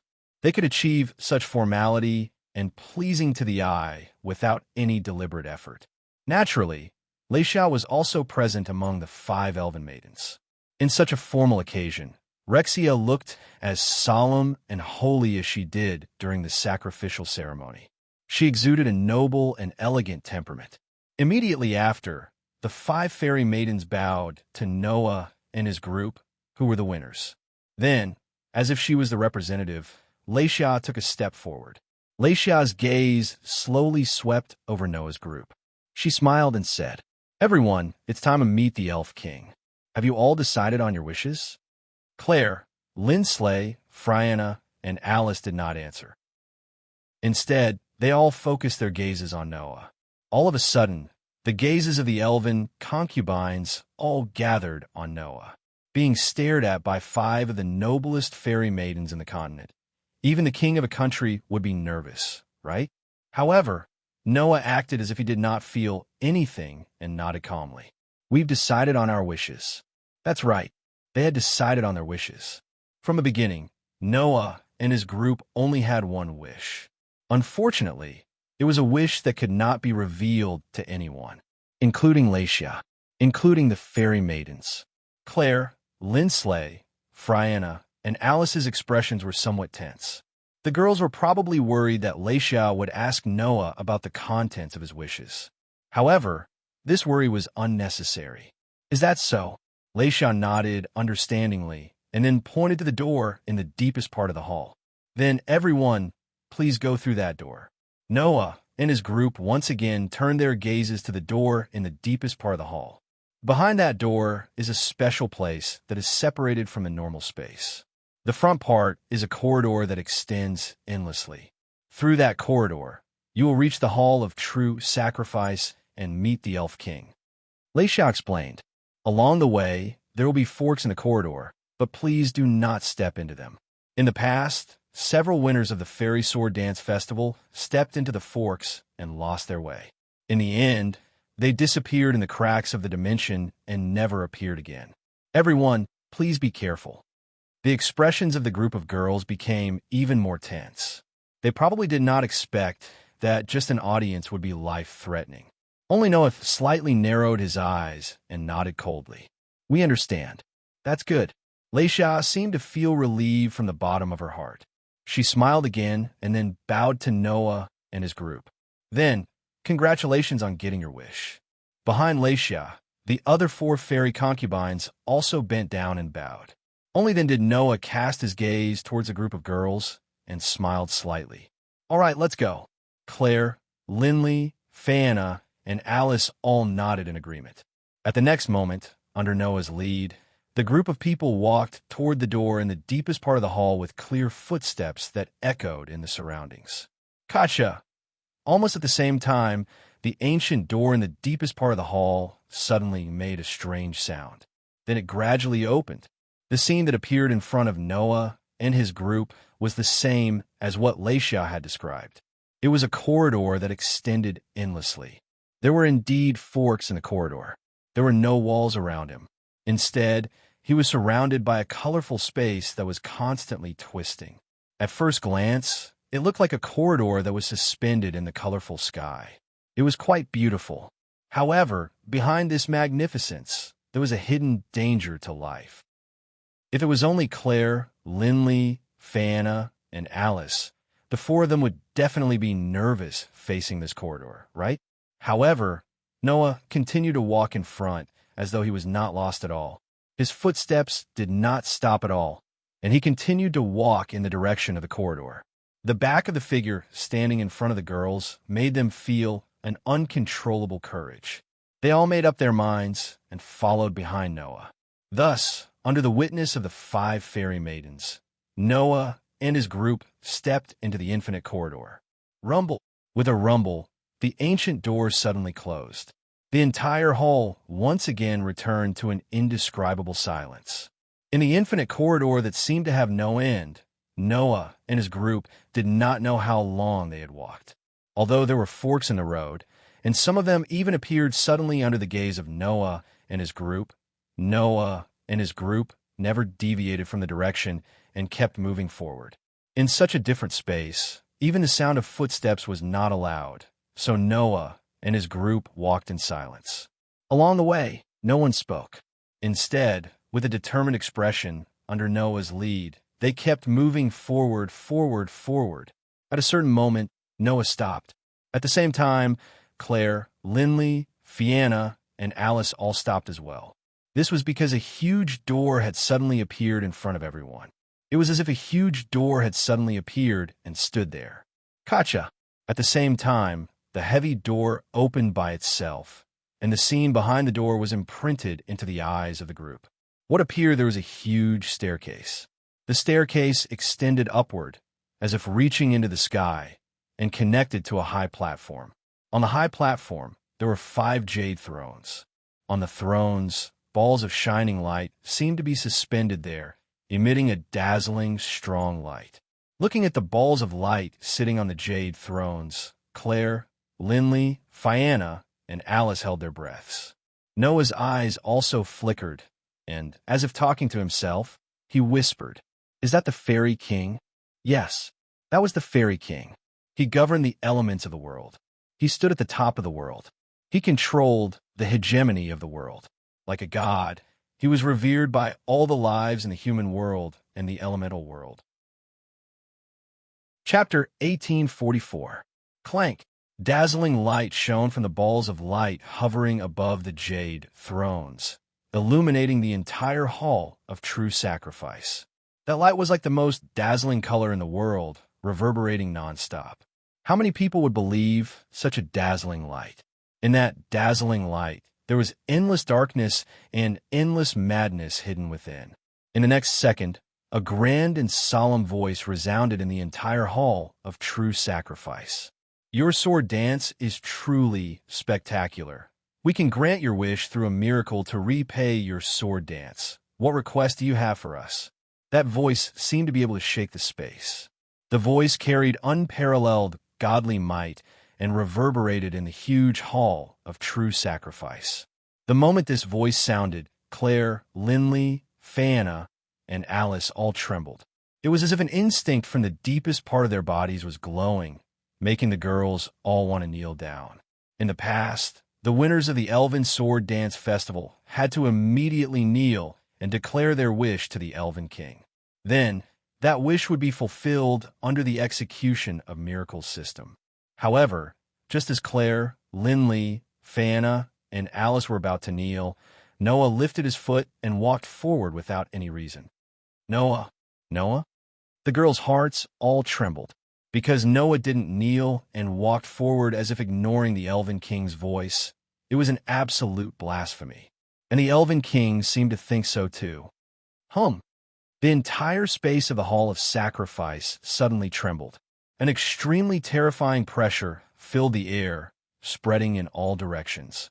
Among the balls of light hovering above the jade thrones, there were 3 balls of light that emitted a shocking godly might. That shocking pressure and divine might made the hearts of the 4 girls, Claire, Lindley, Fianna, and Alice, shrink. Their charming faces turned deathly pale in an instant. Only Noah didn't seem to feel anything. His dark and deep eyes stared at the balls of light on the jade thrones, and fixed his gaze on the 3 balls of light that emitted a shocking pressure. Lotus said that the Holy Elven King's seat was empty, and the Water Elven King was already liberated. There were only 3 Elven Kings left. Then, it was clear which jade thrones the 3 Elven Kings were on. Looking at the source of the pressure, it was clear. Thus, a burst of violent, godly might energy burst out from Noah's body like a burning flame. On the back of Noah's hand, The elven seal emitted an unprecedentedly dazzling light, illuminating the entire space. Then, Noah began to chant, "Cold steel queen, demon-slaying holy sword, turn into a sword of steel and bestow me with godly power." It was the incantation to summon the demon slayer.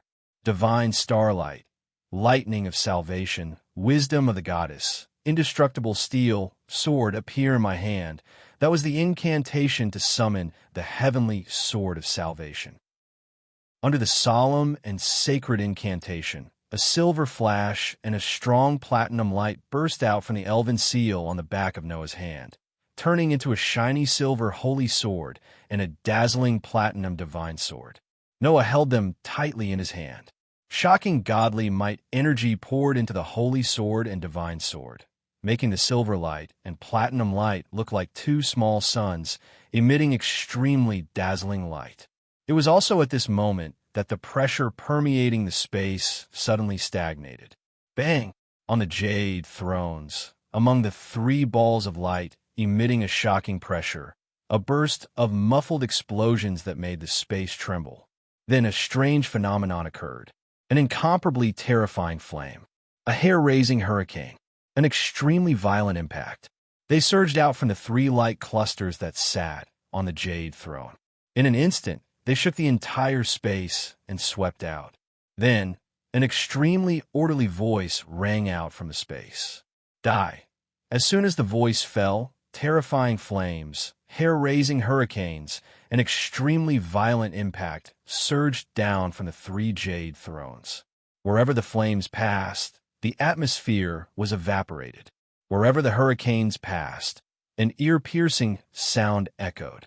Wherever the impact passed, the stairs trembled.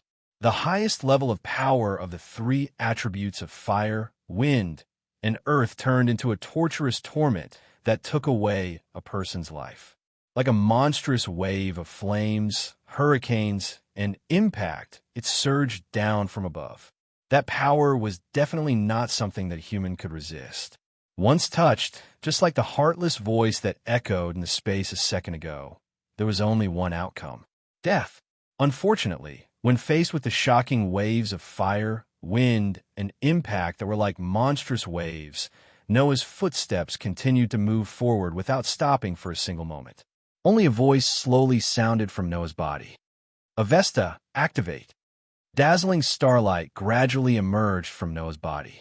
At this moment, in the depths of Noah's heart, the cosmic sea, which no longer had the stone plate that represented authority and sovereignty, began to riot. Counteract it in turn. Simulated star map, another cosmology. The emerging starlight turned into an extremely terrifying power and shook Noah's body. Avesta, it could imitate the enemy's cosmology. Except for the human's cosmology, the power of other existences could be imitated and integrated into one's own simulated star map, another cosmology. This simulated star map, another cosmology, which could not be used in the world of fairy's tale, was now finally used by Noah. At this moment, under the power of the simulated star map, another cosmology, the power of the three elf kings of fire, wind, and earth all turned into waves of fluctuations and poured into Noah's body. Noah's aura suddenly rose steadily and climbed to the top, easily surpassing the elf kings. If it was said that the elven king was like a god, and his level in the box could be listed in the 4 digits, then with the power of the 3 elven kings, Noah's power had risen to an extremely terrifying level. Faintly, it had already reached the 3 digits, and the trend of breaking through the 4 digits. The astonishing power fluctuations caused the raging flames, wind, and impact from the jade throne to stagnate, as if they were stirred up by an invisible big hand. Bang! In the muffled sound of an explosion, Noah fiercely stomped on the ground, creating a shock wave. Under the situation where the ground was crushed, he turned into a streak of light and violently rushed up. In the next instant, the streak of light violently collided with the raging flames, wind, and impact waves. Poochie, accompanied by the sound of tearing silk, the streak of light that soared into the sky was like a sharp knife, fiercely tearing apart the terrifying raging flames, the hair-raising wind, and the extremely violent impact waves formed by the three huge waves. Noah, who had turned into a streak of light, faced the raging flames, wind, and impact waves head-on. Finally, he broke through the three terrifying forces and violently shot to the front of the high platform. Absolute sword skill. Form breaker, ardent flower, spiral sword, dance 72 consecutive strikes. That was the highest number of consecutive strikes that Noah could display at the moment. 1. The Demon Slayer and Heavenly Sword elven magic equipment glowed brightly like never before. The silver Holy Sword and the platinum Heavenly Sword turned into a torrential storm of slashes. Like a continuous sword formation formed by streaks of sword light, it instantly enveloped the three balls of light that were emitting a terrifying aura. Poochie, poochie, poochie. The slashes that turned into sword light swept past the balls of light one by one, and in the midst of the tearing sound, the balls of light were slashed apart one by one. Bang! Suddenly, the balls of light exploded one after another. Chapter 1845. Bang! In an extremely uniform, muffled explosion, the light balls sitting on the jade throne all exploded like fireworks, turning into bursts of light particles and dissipating in the air.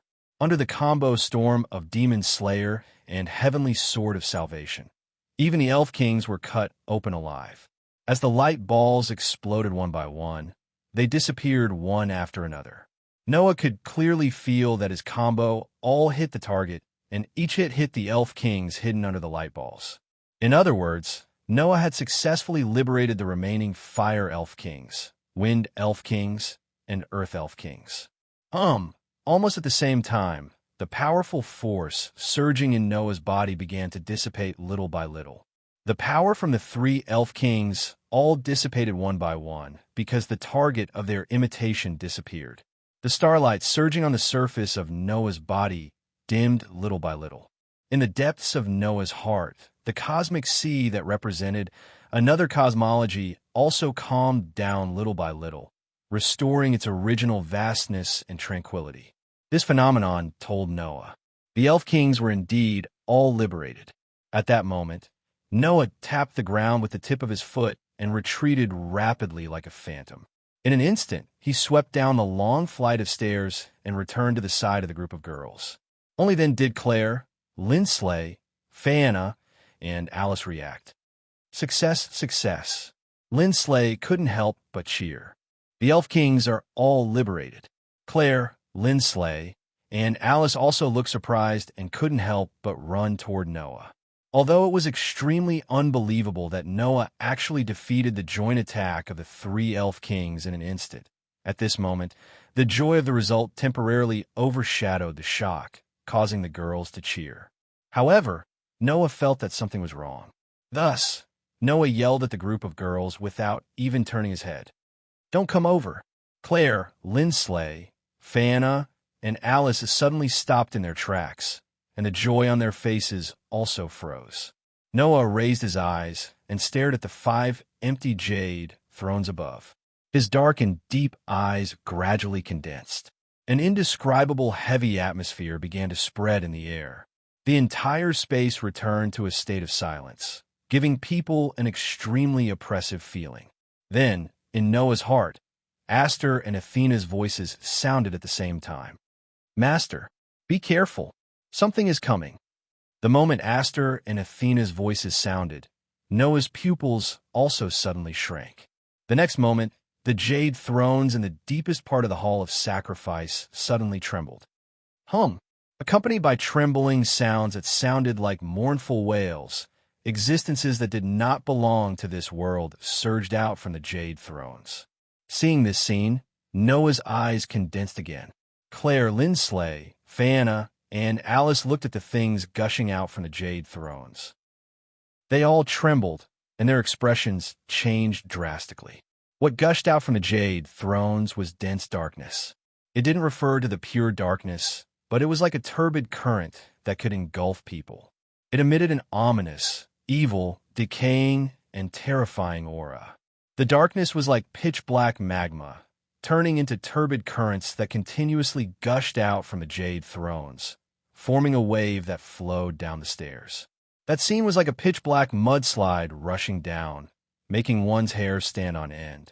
Feeling the ominous, evil, decaying, terrifying, and even curse-like aura contained in the dark turbid current, Claire, Lindsley, Fana, and Alice's pretty faces turned pale, and their bodies uncontrollably retreated.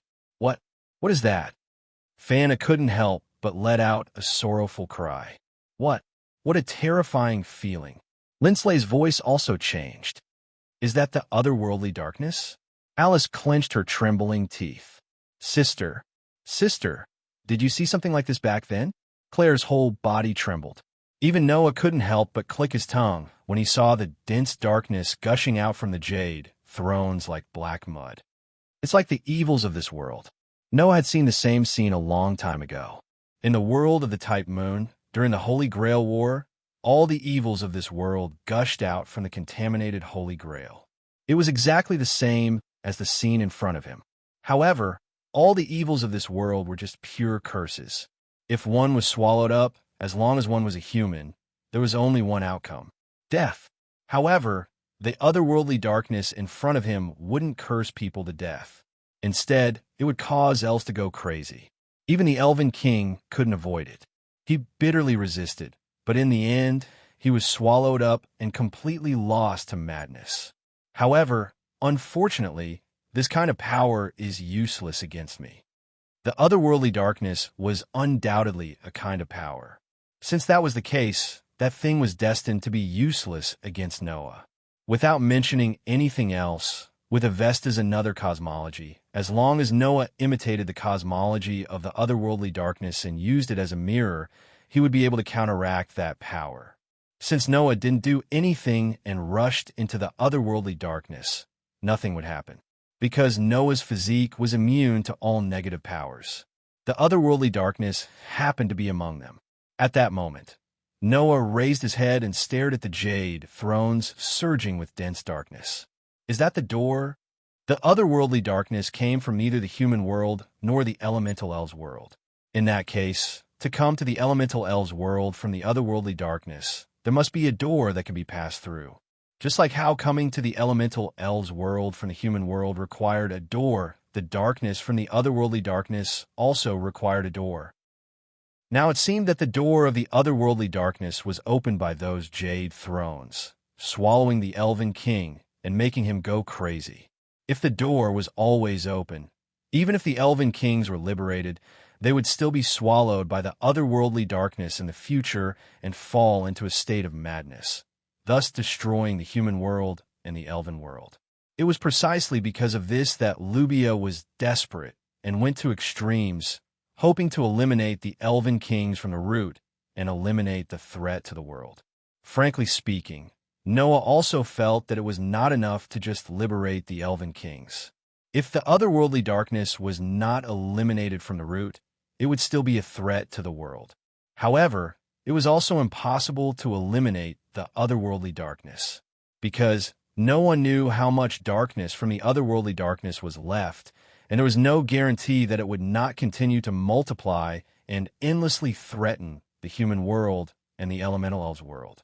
More importantly, there was no way to eliminate the darkness. After all, it was just pure power. So, Noah finally thought of a way. Back in the abandoned city, Noah told Lotus the method. Just destroy the door. With the power of the demon slayer and heavenly sword, it was not impossible to destroy the door that connected the two worlds. So, Noah's feet moved, and his body turned into an arrow that left the bowstring, shaking a whirlwind, like a gale, and rushed in the direction of the jade thrones. A faint sound of breaking air was heard. Noah's body flew in the direction of the jade thrones like a ghost. The dense darkness that surged out from the jade seats suddenly seemed to have been stimulated and began to fluctuate like boiling waves. Below, Claire, Lindley, Fianna, and Alice, who saw Noah rush out with their own eyes, suddenly cried out in alarm. Be careful! They saw that the dark turbid flow turned into waves and surged up, rushing in the direction of Noah's back and covering the direction of Noah. Chapter 1846. Glug, glug, glug. The thick darkness that surged out from the jade seats on the high platform was like boiling water, making strange noises. Under such circumstances, the pitch-black turbid flow that flowed down the stairs also surged violently, making people's hearts palpitate. Noah, who was rushing in the direction of the jade seats, discovered the threat behind him before the group of girls cried out in alarm. The turbid flow that was like black magma turned into a boiling wave. Like a giant hand, it covered the direction of Noah, who was flying at high speed. In the next second, it was imprinted into Noah's eyes. An ominous, evil, decaying, and terrifying aura constantly emerged from the thick darkness.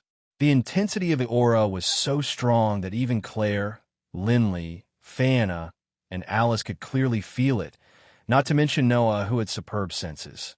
However, with a constitution that was not affected by any negative energy, Noah did not need to fear the thick darkness. However, if he was swallowed by the thick darkness, then even if Noah was not affected in any way, his movements would be obstructed and he would not be able to rush to the jade seats. Therefore, Noah could not ignore the threat behind him. Immediately, Noah poured divine power into the holy sword and divine blade in his hands. Absolute sword skill. Form 3 Shadow Moon Dance. In an instant, the silver holy sword and platinum divine blade turned into an arc, like moonlight, flashing through space. Poochie, with a ripping sound, the thick darkness that surged in Noah's direction like a huge wave was directly cut apart by the demon slayer and heavenly sword. Like a black ocean that was forcefully cut apart, it was cut in half at the waist. However, the thick darkness that was cut in half did not follow the gravity and smash into the pitch-black magma sea below. Instead, it directly floated there, trembling once again. With a twist, it turned into waves of pitch-black, turbid flow.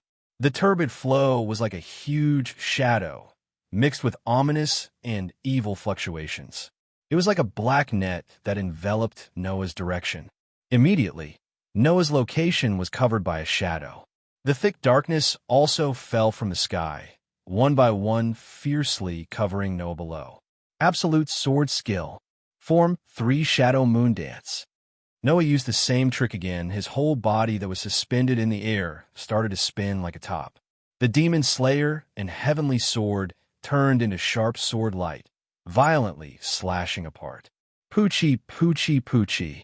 The thick darkness that fell from the sky like a black net was suddenly ruthlessly cut apart by the moonlight like slashes, exploding like water splashes.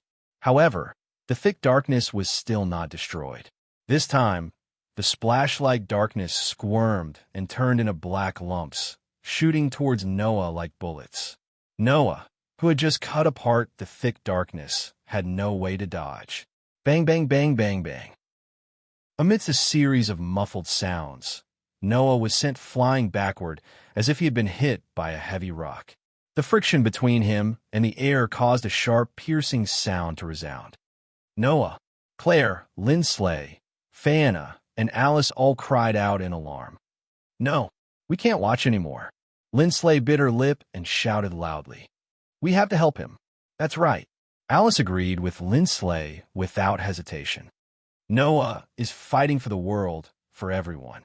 We can't just watch from the side." But what can we do?" Fana said anxiously and helplessly. "We're not as powerful as Noah. Even if we help, we can't help. Even if that's the case, we can only go." Claire summoned her flame whip, her red eyes staring fixedly at the thick darkness.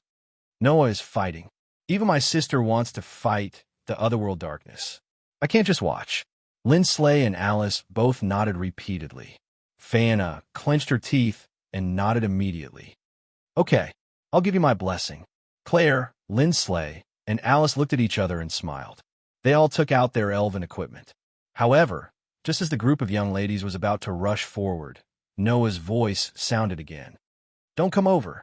Noah hovered in the air. He stared at the dense darkness that was still surging down from the jade throne and spoke in a deep voice. That darkness can make the Elven King go crazy, so it can make other elves go crazy. If you rashly barge in, you'll make all your contracted elves go crazy. It'll be terrible. In fact, if it wasn't for the continuous infusion of divine power into the Demon Slayer and the Heavenly Sword, as well as the fact that Aster and Athena's strength were equally extraordinary, Noah's contracted elves would have gone crazy after coming into contact with the darkness several times. Even so, Aster and Athena exhausted all their strength to resist the erosion of the otherworld darkness. They didn't even have time to say a word. And this was under the condition that Noah had been continuously providing divine power support. If Noah stopped the infusion of divine power, perhaps Aster and Athena wouldn't be able to resist the erosion of the otherworld darkness. Even Aster and Athena, who could rival the Elven King, were in such a state, let alone the contracted elves of Claire, Lindsley, Phaena, and Alice. Although the contracted elves of the girls were all high-ranked elves, they were still a distance away from the highest-ranked elves. Their strength hadn't even reached the demonic level and was far from the demon god level, let alone the mythical level. Aster and Athena's strength was above the mythical level, but they were still having a hard time resisting. Once elves who weren't even at the demonic level came into contact with the darkness, they would definitely go crazy. Therefore, Noah couldn't let the girls get involved. "You don't have to interfere. It's not like I don't have a way," Noah said to the group of girls without turning his head as he stared at the thick darkness that was surging towards him. "You just have to protect yourselves. If anything happens, immediately turn around and run. Do you understand?"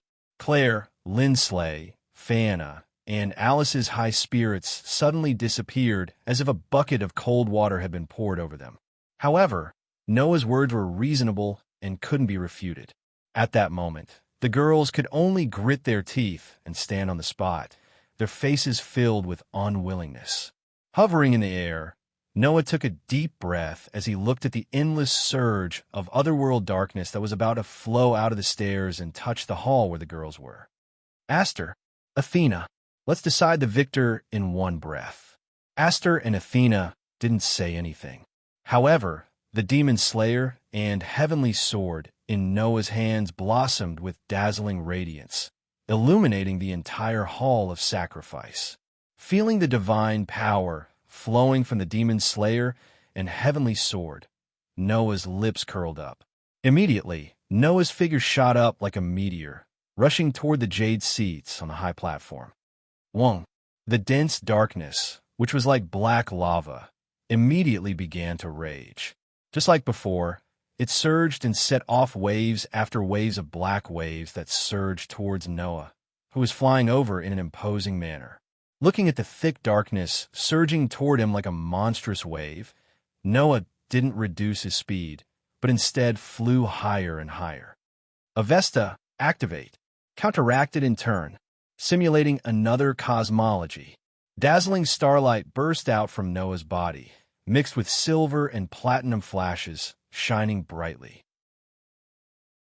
Chapter 1847. Clang. Deep and dazzling starlight suddenly flashed in the space of the Hall of Sacrifice. For a moment, it dyed the incomparably thick darkness into a dazzling starlight. Noah's whole body seemed to be surrounded by stars, and his whole body was shrouded in a dazzling light like the Milky Way. That radiance even overshadowed the radiance of the Demon Slayer and the Heavenly Sword. Carrying the starlight all over his body, Noah was like a bolt of lightning.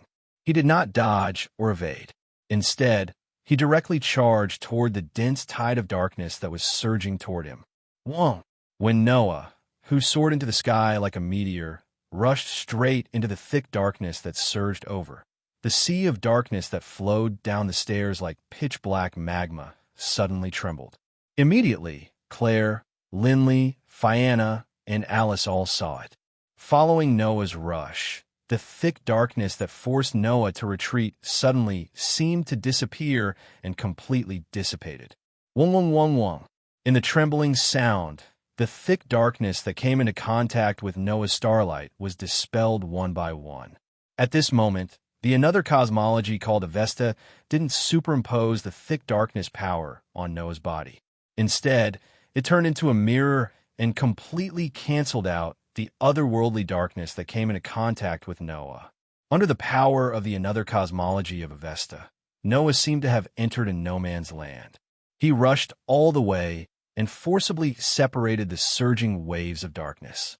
In the clear sound of breaking through the air, Noah, who was surrounded by dense starlight, rushed up and finally broke through the obstruction of the otherworldly darkness. He scuttled in front of the jade thrones. Wong, wong, wong, wong, wong. The thick darkness that surged out from the jade thrones seemed to have anticipated something and crazily trembled. Clang! In the next second, a dazzling light expanded from the demon slayer and heavenly sword. Noah poured all the divine power he could control into the demon slayer and heavenly sword. His whole body swelled with phosphorescent light. Absolute sword skill. Form breaker ardent flower spiral sword. Dance 72 consecutive slashes. The silver holy sword and platinum divine sword once again turned into flashes of light and intertwined to form a storm of sword strikes. It enveloped the jade thrones like a storm. The 72 consecutive slashes that were performed by the highest level elven magic device in 1,000th of a second turned into the most violent slashes and heavily fell on the jade thrones. The thick darkness that surged out from the jade thrones suddenly stopped. Bang! A jade throne, jade throne, jade throne. Pung, pung, pung. As if triggering a chain reaction, the remaining 4 jade thrones exploded one after another.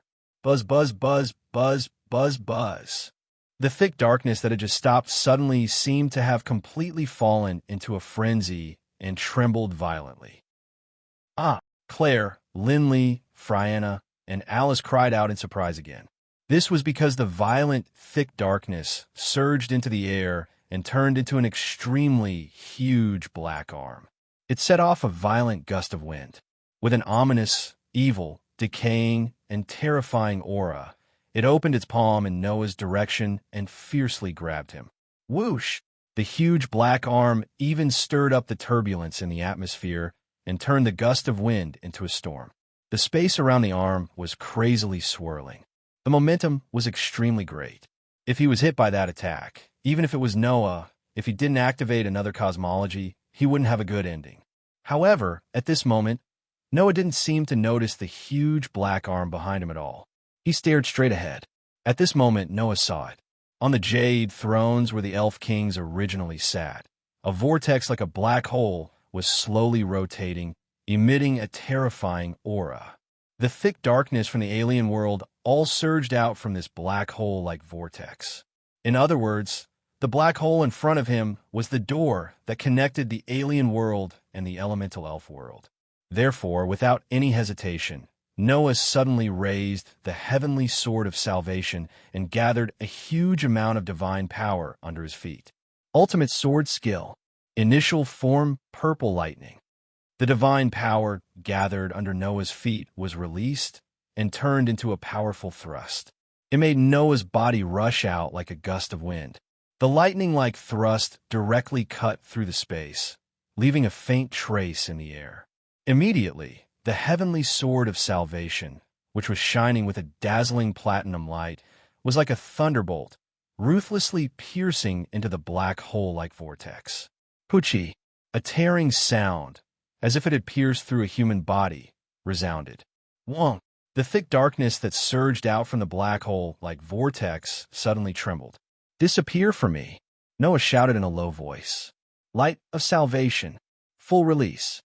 The platinum sword that pierced into the black hole, like vortex, suddenly bloomed with a brilliant light.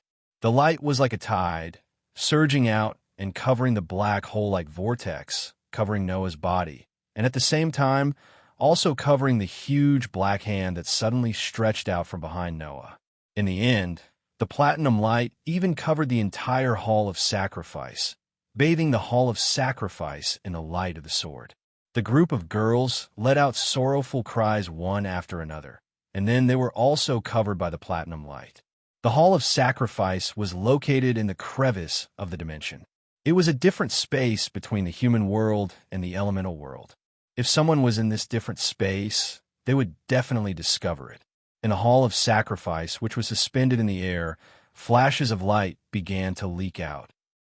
Immediately, under the power of the flashes, the Hall of Sacrifice began to collapse, disintegrate, and collapse. Pieces of debris and rubble fell to the ground due to gravity, until they disappeared in the crevice of the dimension, completely disappearing. Not far from the floating island of the Holy Region, an airship was drifting aimlessly, slowly moving along with the wind. Above the airship, a magic square suddenly flashed without any warning, like a door that was forcefully opened. In the screams, Noah, Claire, Lindsley, Viviana, and Alice all appeared from the magic square and fell down. Because they were not very high from the airship, even Noah didn't have time to react, and they all fell onto the deck of the airship. Ouch! It hurts! The group of girls smashed there, but on the wooden deck, and it was so painful that they almost burst into tears. Only Noah adjusted his body in time and landed on the deck in a crouching position. Right at this moment, a rather cold voice sounded. It seems that the inspiration I received was correct. Hearing this voice, Noah and the others raised their heads subconsciously and looked forward. Two people seemed to have been standing there since the beginning, and they were imprinted in everyone's eyes. Seeing these two people, Claire, Lindley, Fana, Alice, and the other girls all opened their eyes wide. Lady Leanna Subble, Lindsley, and Alice exclaimed in surprise. However, Claire and Fana were even more shocked. Looking at the other girl with long red hair, Viviana said in a trembling voice. Lady Rubia, Claire's expression changed drastically, and she murmured in a daze. Sister. Chapter 1848. The people who appeared in front of them were Lotus and Rubia. You? Noah said in surprise. Why are you here? Although there were many questions, this was the most important one. This was because Noah, Claire, Lindley, Fana, and Alice had no idea why they were suddenly teleported out of the Hall of Sacrifice, let alone the others. Judging from Rubia's words, this elf of calamity seemed to have been here all along, waiting for Noah and the others to appear. How did Rubia know that Noah and the others would appear here? It was as if she knew beforehand that Noah and the others would be teleported here. In fact, Rubia did know beforehand that Noah and the others would be teleported here. Although it's a bit ironic for me to say this, I'm still an elf who once served the Elf King, Rubia said calmly. After you enter the Hall of Sacrifice, I received some inspiration and knew that a door to the Hall of Sacrifice would open in this place. So, I waited here. I was also found by Rubia after that, Lotus replied. Because she detected that a door to the Hall of Sacrifice was about to open, Rubia was worried that the otherworld darkness would flow out from there. In order to increase her combat power, Rubia took the initiative to find me. Not only Lotus, Rubia also found Lily and Maya. The two girls seemed to be on this airship as well. However, Lily was controlling the airship, and Maya seemed to have developed some fear of Noah ever since she was defeated by Noah in the Elven Sword Dance. She hid in the cabin, unwilling to come out. As for Sarah, the witch who attacked Lotus, she naturally couldn't stay here any longer. She had already fled back to the Alpha Empire. Therefore, there were only 4 people on this airship: Lotus, Rubia, Maya, and Lily. But Noah frowned slightly. Why were we suddenly teleported here? As soon as this voice fell, a young and clear voice followed. Because the Hall of Sacrifice collapsed at the last moment. If you continue to stay there, you would definitely fall into the crack of the dimension. That's why I opened the door and teleported all of you out. As this voice rang out, a petite figure slowly appeared in everyone's field of vision. Looking at the petite girl, Claire, Lindley, Fianna, and Alice all knelt down. Even Lotus half knelt down. Lady Isalia. It was the water elf, Queen Isalia Shiva. It's really very lucky to be able to make it in time. Isalia first glanced at Lubia, who was staring at her. Then she turned her head and looked at Noah. Noah Doria, thank you for freeing all the elf kings and destroying the door of the other world, preventing the Elf Kings from being devoured again. It wouldn't be an exaggeration to say that you've saved us, the human world, and the elf world. Hearing this, Lubia took a step forward. She didn't have the slightest respect for the Elf King and directly said, "In other words, the Elf Kings have all been successfully freed, and even the door of the other world has been destroyed?" "That's right." Isalia nodded heavily. Although the Hall of Sacrifice was also destroyed, it couldn't be better to be able to solve the problem under such circumstances. Hearing this, the girls couldn't help but be overjoyed. Even Lotus showed a trace of joy. Only Lubia said with a cold attitude, "Even if the door connecting the other world to the Hall of Sacrifice has been destroyed, there's no guarantee that there won't be a second door between the human world and the elf world, or even a third door. This way, it's only a temporary solution to the problem." "No, you're wrong." Noah shook his head and said so. "Even if there are still doors between the human world and the elf world, it's only a slight threat at best. It won't cause a world-class crisis, right? After all, the Elf Kings have been completely freed, and the door that directly leads to our location has been destroyed. Even if there are still doors in other places, if they can't reach us, then they won't be able to corrode our personality." Isalia added, "Back then, the other world's door opened in the Hall of Sacrifice without our Elf King noticing, and it appeared right under our jade throne. The darkness that came from the other world directly swallowed us, who were defenseless, and polluted our minds. This time, I'll rebuild the Hall of Sacrifice and cut off the connection between the Hall of Sacrifice and other dimensions, completely eliminating the appearance of doors," Isalia said solemnly. "This way, without the Elf King's permission, there won't be any entrance to the Hall of Sacrifice. In other words, the darkness of the other world could no longer threaten the Elf King. And as long as nothing happened to the Elf King, even if the darkness of the other world appeared again, it wouldn't be able to threaten the human world and the elf world. The Elf Kings who were on guard would never let the darkness of the other world take advantage of them again." This was what Isalia wanted to express. Unfortunately, only the Elf King and the world will be saved. As long as the door to the other world still exists, the elves and humans may still be threatened. Rubius said coldly, "My campaign is still not over." After leaving this sentence, Rubia turned around and walked towards the cabin without paying attention to the situation here. "Sister," Claire couldn't help but call out softly. Rubia's footsteps paused without leaving a trace. Then, as if she didn't hear anything, she continued to walk forward. Looking at Rubia's back, Claire opened her mouth slightly, but in the end, she lowered her head and fell into silence. However, at this time, Fianna held Claire's hand. "Let's go after her." Fianna smiled sweetly. "I also have a lot of things that I want to ask Lady Rubia."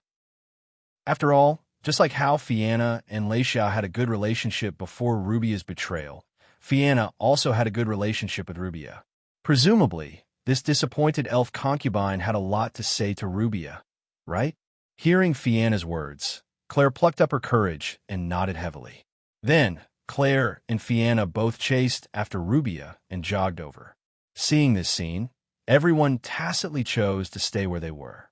At this time, Lindley also plucked up her courage, stepped forward, and asked Isalia, "Isalia, Sama, about my sister."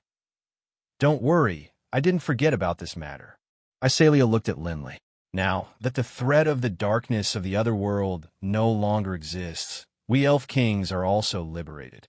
Once I return to my original body, I will naturally remove the curse I seal on your sister. I believe that soon, you should be able to see your sister again." Lindley's pretty face was suddenly filled with surprise, and her eyes even turned slightly red. In response, Noah just smiled and patted Lindley's shoulder. "See, didn't your wish come true?" Lindley nodded repeatedly, then turned around and hugged Noah. Noah was stunned. Alice's pretty face blushed. Lindley just hugged Noah tightly and whispered, "Thank you." Noah only reacted when he heard this sentence clearly. He couldn't help but laugh. He reached out and hugged Silii. Lindley's pretty face also blushed. However, this rich young lady didn't leave Noah's side. Instead, she still hugged Noah tightly, as if she wanted to vent her inner feelings and didn't let go for a long time. On the side, although Alice's face was red, she didn't yell like before. She probably understood Linley's current feelings. As for Lotus and Iselia, they merely watched this scene with protective gazes, and they couldn't help but smile. Under such a warm atmosphere, the airship floating in the air began to move and slowly sailed into the distance. The night began to fade. Dawn gradually arrived. On the other side of the sky, the sun gradually rose from the direction of the airship. It was like the light of the future. Chapter 1849. On the deck that was gradually illuminated by the sunlight, Noah slowly walked out of the cabin and came to the bow of the ship. Ooh, a cold wind blew over, fluttering Noah's robe. Facing the cold wind, Noah stood at the bow of the airship and looked at the boundless sky. His dark and deep eyes flickered slightly. At this moment, footsteps sounded from behind Noah. Noah didn't turn around. As if he knew who it was, he continued to look into the distance. Under such circumstances, Lotus, who was wearing a witch costume, came to Noah's side and also looked into the distance. The man and woman standing side by side didn't speak immediately, as if they were enjoying the peace and quiet. They just looked into the distance. However, whether it was Noah or Lotus, they weren't looking at the scenery, but the path they had to take next. After an unknown amount of time, Lotus spoke softly. Just now, Lady Iselia entrusted me with a task. Hearing this, Noah wasn't surprised at all and directly said, I can roughly guess what it is.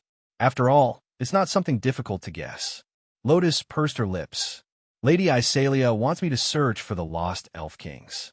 Now, the Elf Kings were all liberated from the Hall of Sacrifice and regained their freedom. However, no one knew the whereabouts of the Elf Kings. At first, when Iselia was liberated by Lotus, the Water Elf King directly reincarnated in the underground maze of the abandoned city and lost her memory and power. Since that was the case, the three Elven Kings of Fire, Wind, and Earth that were released by Noah should be the same as Iselia. At the cost of having their memories and powers sealed, they should have reincarnated into a corner of the human world and the elven world. Lady Iselia thinks that the most important thing is to find the three Elf Kings that were liberated. Lotus said, otherwise, without the jurisdiction of the Elf Kings, whether it is the human world or the elf world, it may be affected. Even the elements may be completely chaotic, causing the death of many elves. The elements of the world were originally under the jurisdiction of the Elf Kings. Under the situation of losing so many Elf Kings, the elements flowing in the human world and the elf world may be out of control. This was not an alarmist thing. Moreover, with Lady Iselia's power, it is also troublesome to protect the human beings. Lotus continued, therefore, it is absolutely necessary to find the Elf Kings. I know. Noah shrugged. Moreover, I know that with your character, I guess you've accepted it, right? There's no reason to refuse. Lotus's eyes slightly flickered. Although the power of the Dark Elf King resides in my body, I am not the Dark Elf King. I don't want to start a war with the 5 Elf Kings. Using this opportunity, I can also reach a compromise with the 5 Elf Kings. It sounds like something you would do. Noah smiled. However, you're right. Since you can completely control the power of the Dark Elf King, as long as you can build a good relationship with the 5 Elven Kings and convince them that you're no longer a threat, it's not impossible to reach a compromise. Because of this, I will continue to act together with Lubia, Mauya, and Lily in the human world and the elf world to find the whereabouts of the Elf Kings. Lotus said, Lubia has also agreed and said that she will help me. Did Lubia agree? Noah was surprised by this. I thought that girl didn't want to have anything to do with the Elf Kings. According to her, in order to determine whether there is a door between the human world and the elf world, it is necessary to travel around the world. In other words, her itinerary is exactly the same as mine, so it is not impossible to act together. Lotus's tone became a little serious. Moreover, Lubia is quite concerned about the Holy Elf King who was not on the Jade Throne in the beginning. She believes that we must not ignore the threat of this unknown Elf King and must find him. The Holy Elf King, whose whereabouts were unknown, was most likely corrupted by the otherworld darkness. Under such circumstances, where the crazy Elf King went and what he planned to do, it was believed that no one would not care. Since that was the case, finding the Holy Elf King became a top priority. Because of this, if it becomes a situation where we must fight, my combat power will be very precious.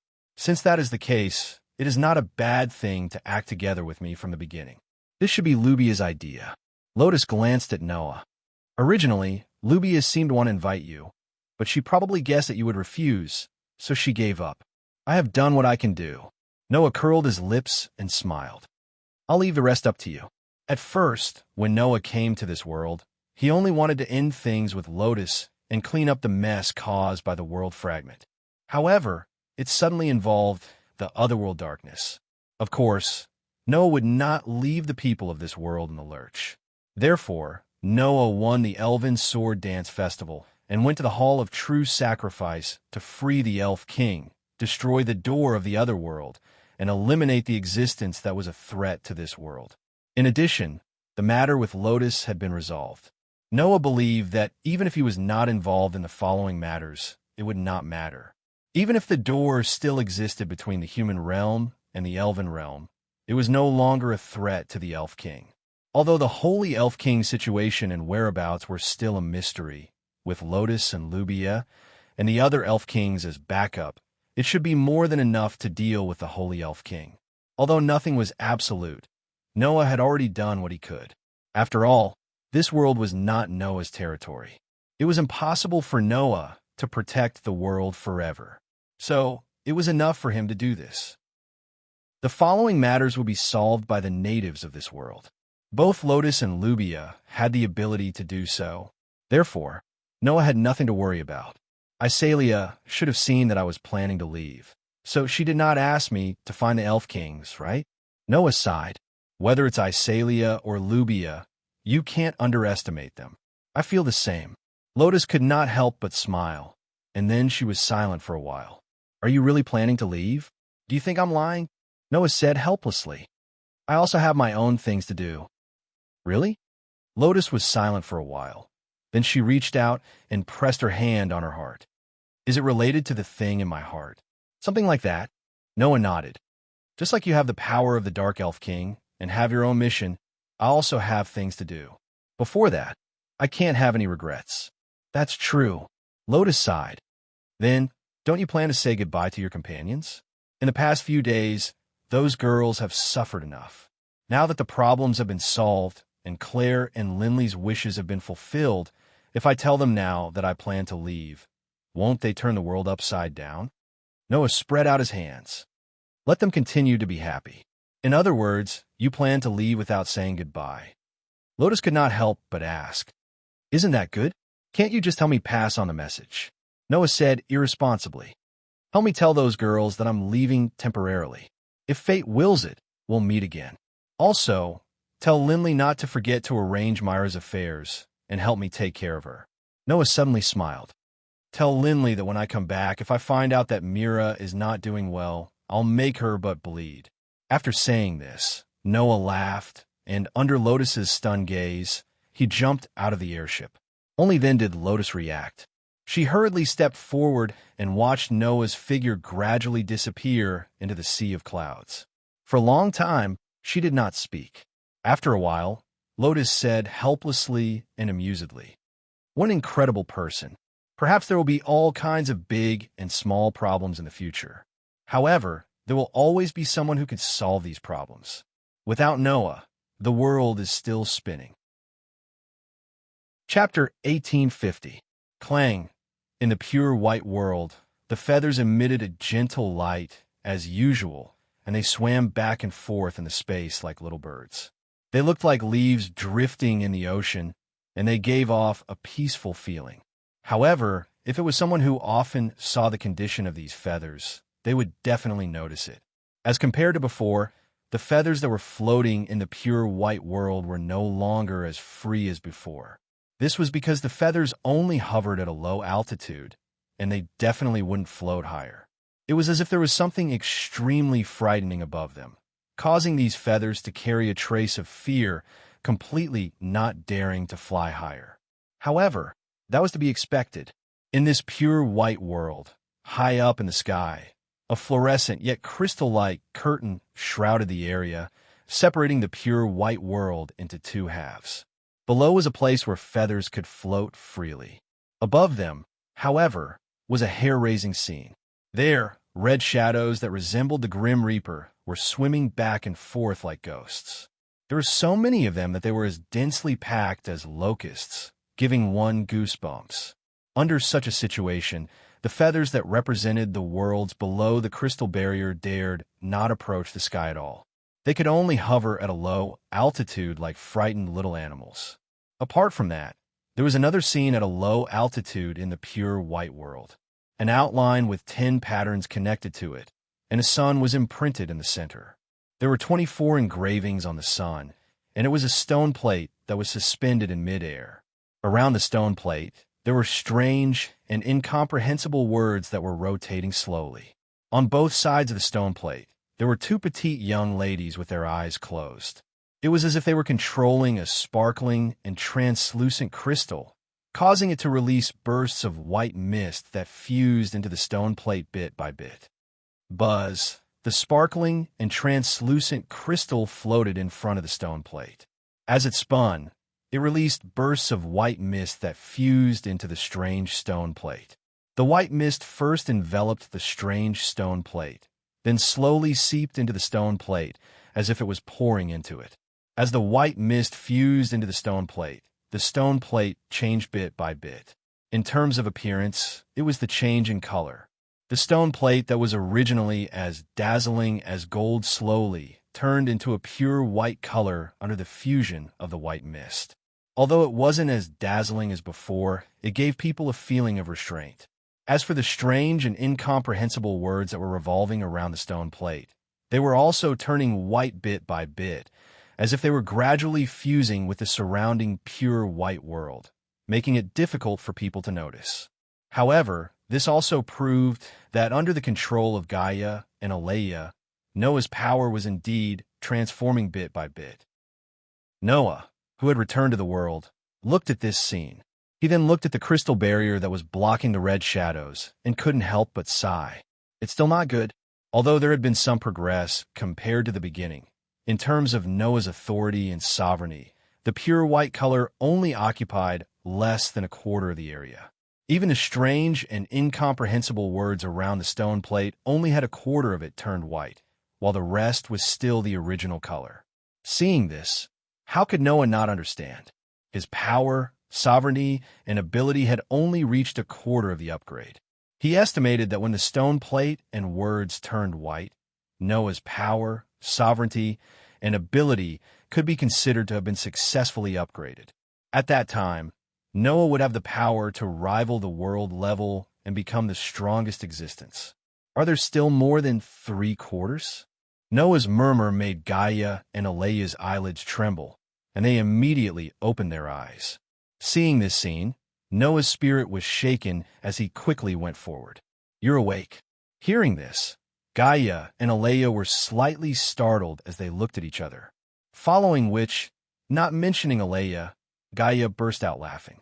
"What do you mean we're awake, little Noah?" Gaia said in a mocking manner. "We've been awake the whole time.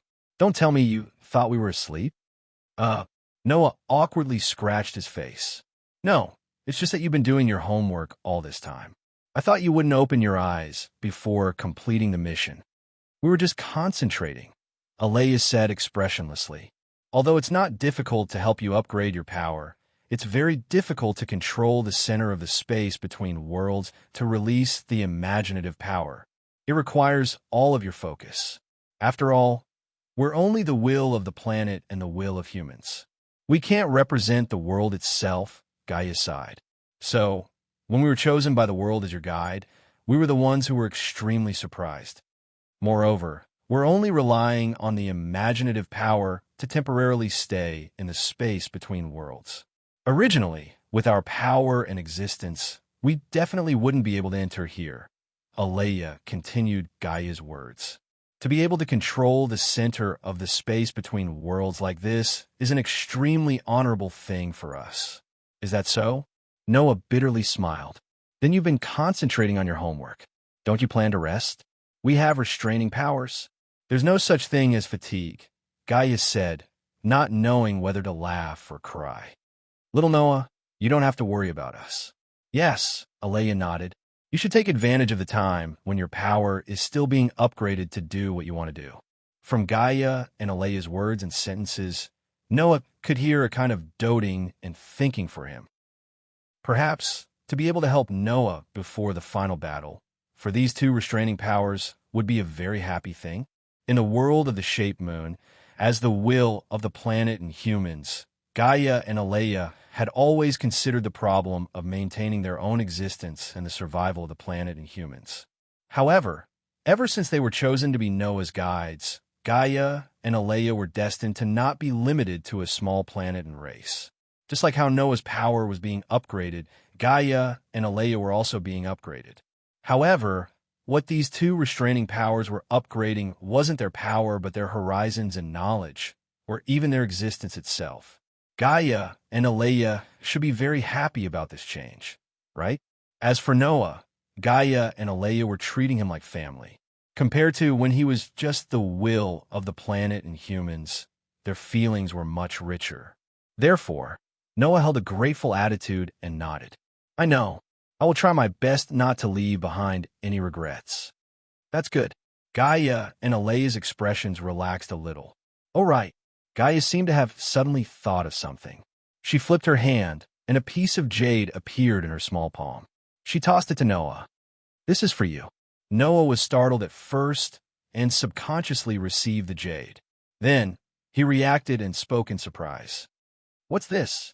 Have you forgotten that we removed the souls of a dragon and a wolf from your body? Gaia pointed at the jade in Noah's hand. The dragon's soul was stored in this jade and has been sleeping ever since. I reckon that it's about time, so I'm giving it to you. By the way, Drake's soul has been with you ever since, Noah hurriedly said as he recalled this matter. What about Bio? We let that fantasy breed return to its original world and timeline so that it can accompany your former companions, Alea replied. Fantasy breeds are existences that materialize souls. So even if they only have souls, they can transform into a form and move freely. There won't be a problem. But this dragon is a different story. Gaia shrugged. This dragon can't transform into a form freely, so I stored it in this jade and let it sleep. Now, you can deal with it yourself. Noah tightened his grip on the jade and nodded. Chapter 1851. This was an unimaginable world. The sky was not blue in color, but it was as clear as a lake. The wind whistled past. It was neither too cold nor too hot. Although there was some humidity, it did not make people feel uncomfortable. The ground was filled with all kinds of colors. There were green grasslands. There were brown mountains. There was red soil. There were golden fields. Buildings were located in all directions.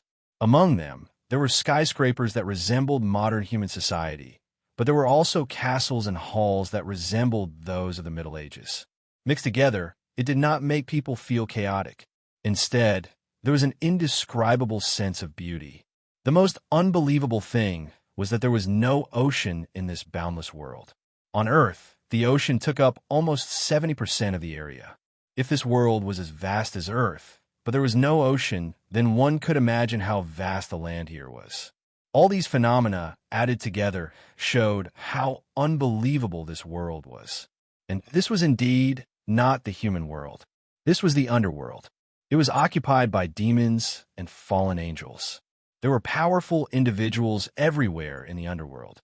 It was said that there was a Hades below the underworld. That was where the souls of the dead returned to. In other words, this world could also be called hell. The demons and fallen angels occupied the left and right sides of the underworld. They had been fighting with each other all year round. In addition to the angels who lived in the heaven realm, the three major forces had been fighting since ancient times. It was only after the gods and demons died that the war stopped. Of course, that was already in the past. Not long ago, the angels, demons, and fallen angels signed a peace agreement under the witness of a famous god slayer. In other words, the angels, demons, and fallen angels had begun to reconcile. Not only did they stop fighting, but they also cooperated and shared each other's technology and information.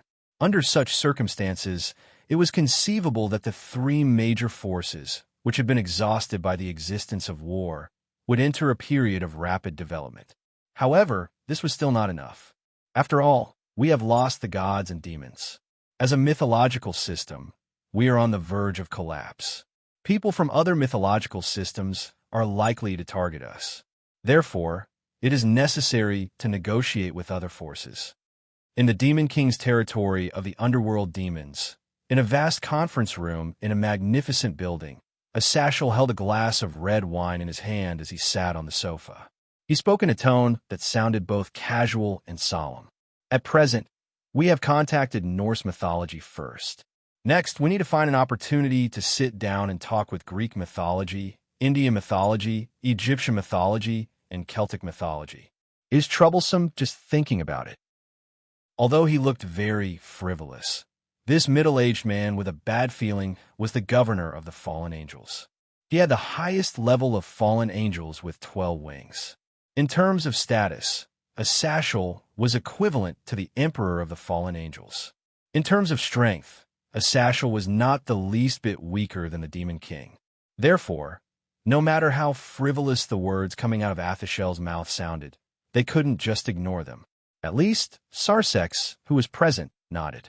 The status of this handsome man with red hair was not lower than that of the governor of the fallen angels. As for why, the reason was very simple. Sarsex, full name Sarsex Lucifer, was the current Lucifer of the four demon kings and was recognized as the most powerful one among the demon kings. Needless to say, the status of the demon king was obvious. In terms of strength, perhaps very few people knew that Sarsex had long surpassed the category of the Demon King and reached the point where he could even kill gods. However, at that very moment, the terrifying existence said with a gentle expression, "Although it is troublesome, we have to talk about it. We have too many things that will be targeted by other mythological forces." Although demons, angels, and fallen angels were called the three major forces, there were only three major forces of a mythological system. The demons, angels, and fallen angels here all came from the Bible. Therefore, when the three major forces were combined, it was considered a complete mythological force. It was a pity that this mythological force had lost its only god. Even the four demon kings had all died. More than half of the high-level cadres of the fallen angels had died and could be said to be on the verge of death. In this way, other mythological forces would naturally target them. The strong preyed on the weak. The decline of a mythological force would attract the covetous eyes of other mythological forces. This was a matter of course, because no matter which mythological force it was, they needed to fight for territory. Of course, the territory here did not refer to the territory of every mythological force, but the territory of the human world. Humans were indispensable to every mythological force. The most basic need, faith. That was a need that every mythological force could not ignore. Demons, angels, and fallen angels also had territories with deep faith in the human world. Now that gods and demon kings were no longer around, other mythological forces coveted the faith occupied by demons, angels, and fallen angels. It was only natural for them to be restless. The first four demon kings died in the war. This is news that everyone knows. Sarsex sighed. However, the news of God's death has not been leaked so far. That's why the other mythological forces dare not make a move on us easily. After all, although there is only one God in our mythology, the God of the Bible is indeed very impressive. He alone occupies the position of a mythological God. Naturally, other forces would not dare to act rashly. A Sashal swirled the red wine in his glass. Now, the God of the Bible is dead. If you demons had not elected new demon kings, and each of them is not weaker than the first four demon kings, and that guy Michael is quite capable and can deal with the gods of the other mythological forces, I'm afraid that some guys would not be able to hold themselves back and would have made a move on us long ago. However, the most important thing is that we have a god slayer on our side. Sarsex suddenly smiled. The news of God's death has been known by the other forces, but the news of a god slayer on our side has also spread at the same time. There should be many mythological forces who are hesitant about this, right? In addition, this god slayer is the current Red Dragon Emperor. Such a joking combination must have made those gods who are afraid of death worry, right? Asashel laughed as well. Well, there are people who scoff at the so-called god slayer, but it's better to be safe than sorry. Which god is worried that if they die, the entire mythological system will be affected, so none of them dare to come over? Thanks to this, we have reached an agreement with the Nordic side. Sarsex raised his glass of red wine. This is already quite a big gain, although the other side also came for the god slayer at the beginning. Asashel shrugged. We just seized this opportunity to talk to Odin. I didn't expect it to really work out. Unfortunately, a lot of things happened in the middle. Sarsex sighed. In short, if we can reach an agreement with the Nordic side, then the other mythological forces will not dare to really make a move on us. There is no way to put an end to some small troubles. Asashel narrowed his eyes. I'm not afraid of them coming openly, but I'm afraid of them coming in the dark. This sentence, coming from you, the governor of the fallen angels, is really persuasive. Sarsex smiled bitterly. But you're right, we still can't relax. Michael is already in contact with the gods in Greece, right? Asashel nodded. We'll leave the Greek side to Michael for the time being, and we'll strengthen our defenses here for the time being. Sarsex nodded as well. At this moment, a small magic array flashed in front of Sarsex. It was a magic array for communication. Sarsex leaned over and listened for a while. After a while, a look of joy appeared on his face. Noah is back? Hearing this, Asashel's eyes lit up as well. That guy has disappeared for a whole month. Is he finally willing to come back? Chapter 1852. The Underworld, the Jemangli Domain. As a pure-blooded demon family that had been passed down since ancient times, the Jemangli family had a very vast territory. There was no ocean in the underworld, and the number of demons and fallen angels was much less than that of humans. The great wars since ancient times had caused many pure-blooded demons and fallen angels to die, causing the value of land in the underworld to not be as high as in the human world. The territory allocated to the pure-blooded demon families was surprisingly large. Other things aside, the territory of the Jemangli family was as large as an island nation. In this situation, the head of the Jemangli family could be called the king of a country in the human world. However, at this moment, in the main residence of the Jemangli family, the Jemangli family, who was like a king of a country, was passionately chatting with Noah, who was sitting across from him, in a guest hall. I heard that you've been training for the past month. There aren't many young demons as hardworking as you. Not to mention young demons. Even those who have lived for a long time don't have such a concept. If possible, I really hope that other demons can learn from you. Hearing this, Noah could only smile sheepishly. The heavens took pity on him. In the past month, Noah had not been training, but traveling in various worlds. However, in other worlds, Noah had also been training, so it could not be said that it was wrong. The reason why the head of the Jemangli family said this was because Noah had found an excuse before leaving this world. At that time, Noah had just fought with Orpheus, and he immediately expressed that he wanted to leave. The battle between Noah and Orpheus was only known to the four demon kings, Athaziel, Laius, and their dependents. Therefore, when he told Laius and the others that he would be leaving for a period of time, as insiders, Laius and the others thought that Noah had discovered his shortcomings in the battle with Orpheus and was preparing to train.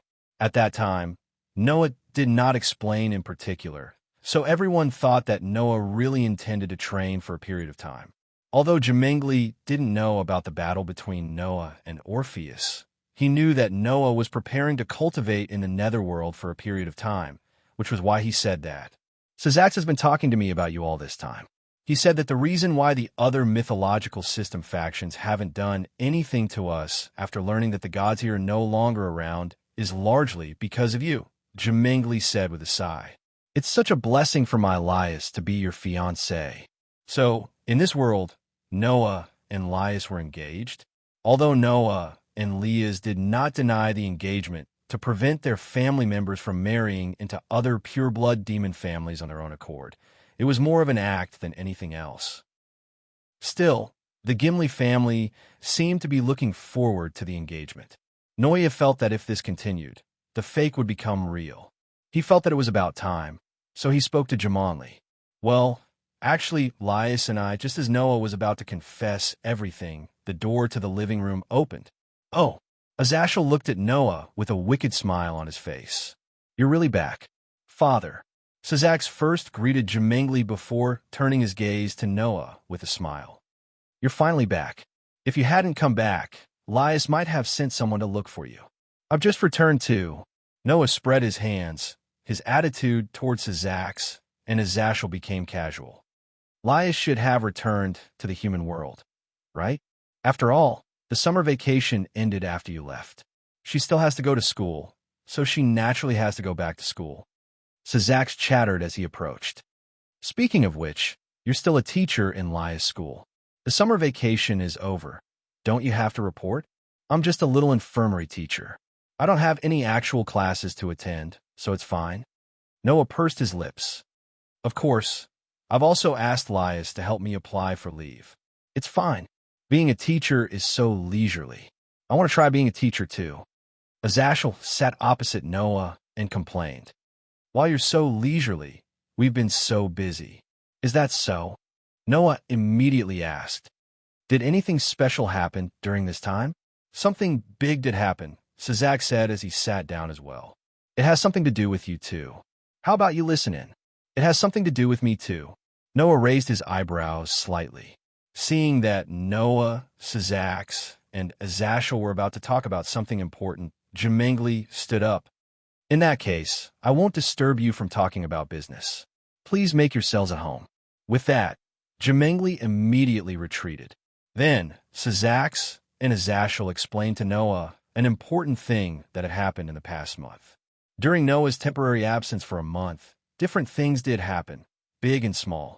And among these things, the most noteworthy one was the visit of the Norse main god, Odin. After the peace agreement was concluded, demons, angels, and fallen angels began to contact the forces of other mythological systems. The main purpose was naturally to achieve true peace, so that the existences of the various mythological systems would no longer fight. However, no matter which mythological force it was not so easy to conclude an agreement. In order to compete for faith and resources, each mythological system was quite exclusive. Therefore, when they first came into contact with the forces of other mythological systems, they hit a wall everywhere. The only exception was Norse mythology. As the main god of Norse mythology, Odin did not refuse the contact here. Instead, he took the initiative to propose a visit here. According to Azashel, in the beginning, Odin's visit was only for Noah, the god slayer. For those who were called gods, they really had to pay attention to the existence that could kill gods. Odin's visit was probably to confirm whether Noah, the god slayer, really existed. Unfortunately, at that time, Noah had already left. But Odin's visit also gave Sazak and Azashel a chance. In the end, under the persuasion of Sazak and Azashel, Odin finally agreed to conclude a peace agreement. However, just like when demons, angels, and fallen angels reached a peace agreement with each other, there were also many people who opposed it internally. In Norse, gods who refused to contact the other mythological forces also existed. Among them, there was even a god who launched a large-scale attack in order to destroy the peace agreement. Loki, the evil god of Norse mythology, who is Odin's sworn brother. This evil god was a member of the extremely exclusive gods. For Odin, who took the initiative to contact the other mythological forces and even intended to conclude a peace agreement, Loki was extremely dissatisfied and even had the intention to kill. He actually brought Fenrir and a large number of legendary monsters that he had created and launched a large-scale attack. Fenrir, Noah said in surprise. Don't tell me you're referring to the Fenrir with the title of the God-Slayer Wolf. The Fenrir here was not Linley's magic eye self, but the most famous magical beast in Norse mythology. Legend had it that when it opened its mouth, its upper jaw and lower jaw could hold up heaven and earth. Legend had it that because its personality was too fierce, it was imprisoned by the dwarves. Legend had it that it escaped at the end of the world and swallowed the sun and the main god Odin in one bite. Legend had it that it was the culprit that caused Norse's greatest tragedy, the twilight of the gods. Its father was the evil god Loki. However, its power surpassed that of the gods, including Loki. If one was hit by its sharp teeth and claws, even a god would not be able to avoid death. Therefore, it was also known as the God-Slayer Wolf. In the box, Fenrir was one of the final trials of humans. In this world, Fenrir was ranked in the top 10 of the world's top powerhouses. Such an existence, together with a god and a large number of legendary monsters, launched a large-scale attack. The disaster caused by that was not a joke, right? Then how did you repel Fenrir? Noah looked at Syzax. Only you and Achuka can repel Fenrir, right? But the person who did it was not me. Syzax reported a name that shocked Noah. It was Orpheus who repelled Fenrir. Chapter 1853. Unlike before, Noah now knew what it meant to be in the top 10 of the world's strongest. It did not refer to the ranking of all the existences in a single mythical force, but it was a ranking that took into account all the strong existences in the current world, including the gods of various mythical systems. To be able to be in the top 10 meant that one could be among the strongest. At present, the top 10 of the world's strongest were the following figures. The infinite dragon god, Orpheus. The god of destruction, Shiva of the three Hindu gods. The god of protection, Vishnu of the three Hindu gods. The god of creation, Brahma of the three Hindu gods. The celestial emperor of Mount Meru, Indra. The thunder god in Norse mythology, Thor. The magic wolf in Norse mythology, Fenrir. The god of the underworld in Greek mythology, Hades. The sun god in Egyptian mythology, Aten. The god of light in Celtic mythology, Ruger.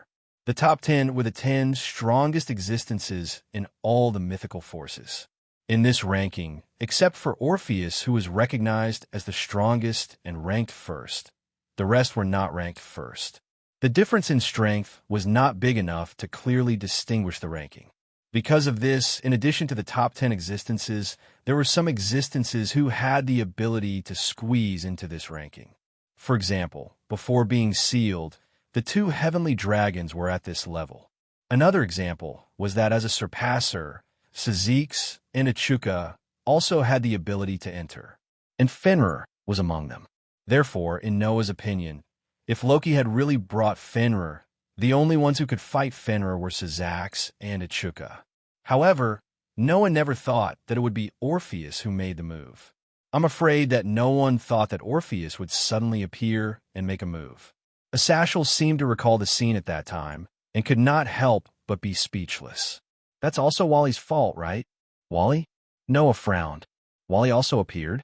He had the blood of the former demon king Lucifer in him, but also half-human blood, so he was chosen by the god of annihilation and was known as the strongest white dragon emperor in history, Wally Lucifer. That fellow had actually appeared as well. The white dragon emperor with the bloodline of the previous Lucifer seems to be eyeing Fenrir's fangs, Syzax said. Joining such a dangerous terrorist organization like the Disaster Group and becoming enemies with various mythical forces, even if he is known as the strongest white dragon emperor in history, with Wally Lucifer's ability, it is still not enough to deal with the various forces. So he gathered a group of teammates around him. Wally wants Fenrir to be the trump card of his team, right? Asashel said helplessly. Although that brat longs for battle, it's not that he doesn't want to live anymore. With Fenrir's fangs that can actually kill gods, he would even dare to challenge the gods of various mythological powers, right? Orpheus seems to have come with Wally. Syzax was equally helpless. In the beginning, Wally seemed to want to use his own strength to capture Fenrir, but in the end, Orpheus still took action. Since Orpheus took action, the result was needless to say. Although Fenrir was one of the top 10 powerhouses, as mentioned before, Orpheus was an existence that could be said to be infinite, and his own strength had already reached a terrifying level. Even if the rest of the top powerhouses were to join forces, they would still not be a match for Orpheus. This may be a little vague, but with Boxting's level, the gap was more clear. From Noah's point of view, the top 10 powerhouses in the world should all have 4 digits. Not to mention others, Sazax and Echuca, who could be ranked among the top powerhouses, had 4 digits, and there were more powerful existences among the 4 digits. The rest of the top powerhouses naturally had 4 digits as well. Orpheus, on the other hand, had 3 digits. Therefore, Orpheus was indisputably the strongest. In the beginning, even Noah, who had mastered the ability to use 2 clones at the same time, was defeated after facing Orpheus. He was on the verge of death and was almost killed. Against such an existence, there was only one result for Fenrir. A wolf that could slay a god was almost killed by Orpheus, as Sashel lamented. You definitely can't imagine the scene at that time. My eyeballs almost fell out when I saw it. Orpheus lives up to his reputation as the most powerful dragon god, an existence that even gods and demon kings fear. Sazax's expression turned solemn. With such an existence joining the group of disasters, the threat was really terrifying. In the end, Wally successfully got Fenrir. Asashel spread his hands. And we took advantage of the time when Loki was scared witless by Orpheus to take down that evil god. Then, Odin would bring him back to Northern Europe to punish him. At this point, the peace talks with Northern Europe were finalized. I didn't expect that to happen. Noah frowned, and Wally actually got Fenrir. Wouldn't that be terrible? It'll definitely be bad. After all, it's a legendary monster that can even kill a god, as Sashel said casually. But even if he got Fenrir, it's impossible for him to completely control that power. So, we guessed that even if Wally could control Fenrir, it would cause Fenrir's power to be greatly reduced, Sazax said. Although the wolf that can cause harm to gods is still a threat, it's not as scary as Fenrir at its peak. If you were there at that time, it would be interesting to see. Asashel smiled slyly. The god Slayer subdued the wolf. That would definitely scare the guys from the other mythical forces half to death, right? Unfortunately, I'm not interested in that wolf. Noah pursed his lips and then thought of a problem. By the way, why do you say that this has something to do with me? Is it because Odin came for me? Sazax and Asashel looked at each other. Although Wally is a member of the group of disasters, it's impossible for him to take the leader with him, right? Asashel said. According to that guy, the reason why Orpheus followed him was entirely because Orpheus thought that if he acted with Wally, there was a high chance that he could cross paths with you. After all, you're the Red Dragon Emperor, and Wally is the White Dragon Emperor. The 2 dragons have been enemies since ancient times. That kind of relationship is like fate. It's absolutely impossible for you not to meet. Sazax looked at Noah, and Orpheus seems to be very interested in you, so he followed Wally. He only attacked Fenrir because it was convenient. That's what the White Dragon Emperor told us. Noah was speechless for a moment. It turned out that the reason why the top 10 powerhouses in the world had such a tragedy was all because of him. Moreover, it was in the form of being easily dealt with. In this world, Orpheus was the only one who could easily deal with an existence that was one of the more powerful ones among the 4-digit figures. However, Noah heard that in this world, there was actually an existence as powerful as Orpheus, or even more powerful than him. However, it was basically impossible for that existence to appear in this world. It did not even belong to this world, so Orpheus was the strongest. If it weren't for Orpheus, to deal with Fenrir, I guess Sazax and Echuca would have to take action. However, by the time Sazax and Echuca arrived, we would have been long dead. Asashel scratched his cheek. By the way, at that time, except for a few higher-ups of the fallen angels, including me, who fought against Loki and Fenrir, the rest were only Leah's and her family. Leah's? Noah was shocked. Let them fight against the god and the god-slaying wolf. Are you crazy? It can't be helped. No one thought that the Lord Evil God would descend with the famous God-slaying wolf. Asashel spread his hands. In addition, Leah's family has been frequently fighting against the terrorists of the Calamity Squad during this period of time. The pressure is probably not small. So, it's better for you to hurry back to your school and take charge. Noah sighed. He had encountered troubled times. Chapter 1854. After talking to Sizax and Asashel, Noah decided to return to the academy the next day. Frankly speaking, Noah was neither a demon, nor an angel, nor a fallen angel.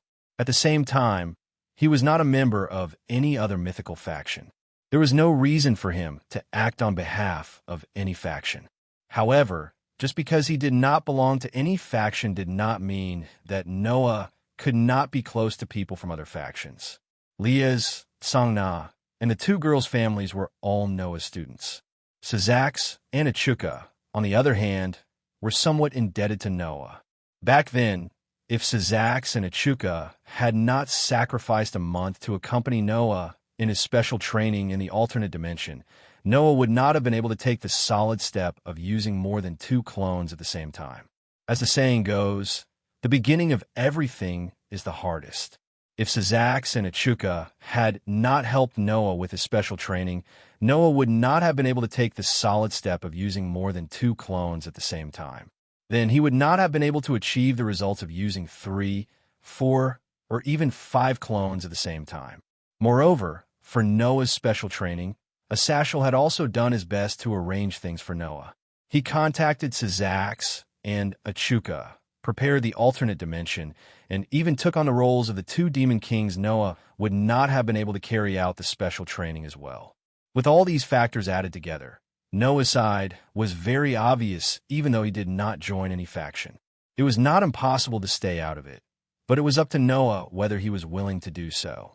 And would Noah be willing to watch Leah's and the other girls fight hard while he, the teacher, watched from the sidelines? The answer was naturally no. With that in mind, Noah had to at least return to Colt King Academy to oversee things and help Leah's and the others come up with plans. He also had to watch from the back to prevent the girls from dying prematurely. Sizax and Asashel probably asked Noah to return to the academy to oversee things because of his good relationship with Leah's and the others. Otherwise, with Noah's power, Sizax and Asashel could have asked him to do something more beneficial for the 3 factions instead of guarding 2 young, pure-blooded demons and their families. In other words, while Sizax and Asashel valued Noah's strength and ability, they did not have the intention of using him. Noah was well aware of that, and simply decided to return to the academy. But before that, there was one more thing Noah wanted to do. Noah returned to the room where he had lived for a while under the guidance of Gemengli's servant. As soon as Noah returned to his room, he took out the gift card. As the gift card flashed, a piece of dragon jade appeared in his hand. Clang! Almost at the same time, the dragon jade lit up like a crystal ball, its color becoming brighter. Looking at this scene, Noah smiled faintly and said, "Don't worry. How do you feel, Drake?" As soon as he spoke, an incomparably heavy voice came from the dragon jade. "Compared to when I fused into your soul, although I'm now living as a host in the jade, I feel much more free. At least I won't be forced into a deep sleep when you don't need my power. Should I say that this situation is good?" Speaking of which, ever since he met Noah, Drake had indeed been in a tragic situation. Because his power had fully fused with Noah's authority, Drake was also fused into Noah's soul. When Noah did not use the power that originally belonged to Drake, Drake would be forced into a deep sleep. Later, Gaia and Alea separated Drake from Noah's soul, claiming that he had contaminated Noah's soul. Since then, Drake had always been in a deep sleep state, only waking up when Noah returned to this world. Wasn't this a tragedy? He still remembered that when he first woke up and found that he had separated from Noah's soul, Drake was extremely shocked.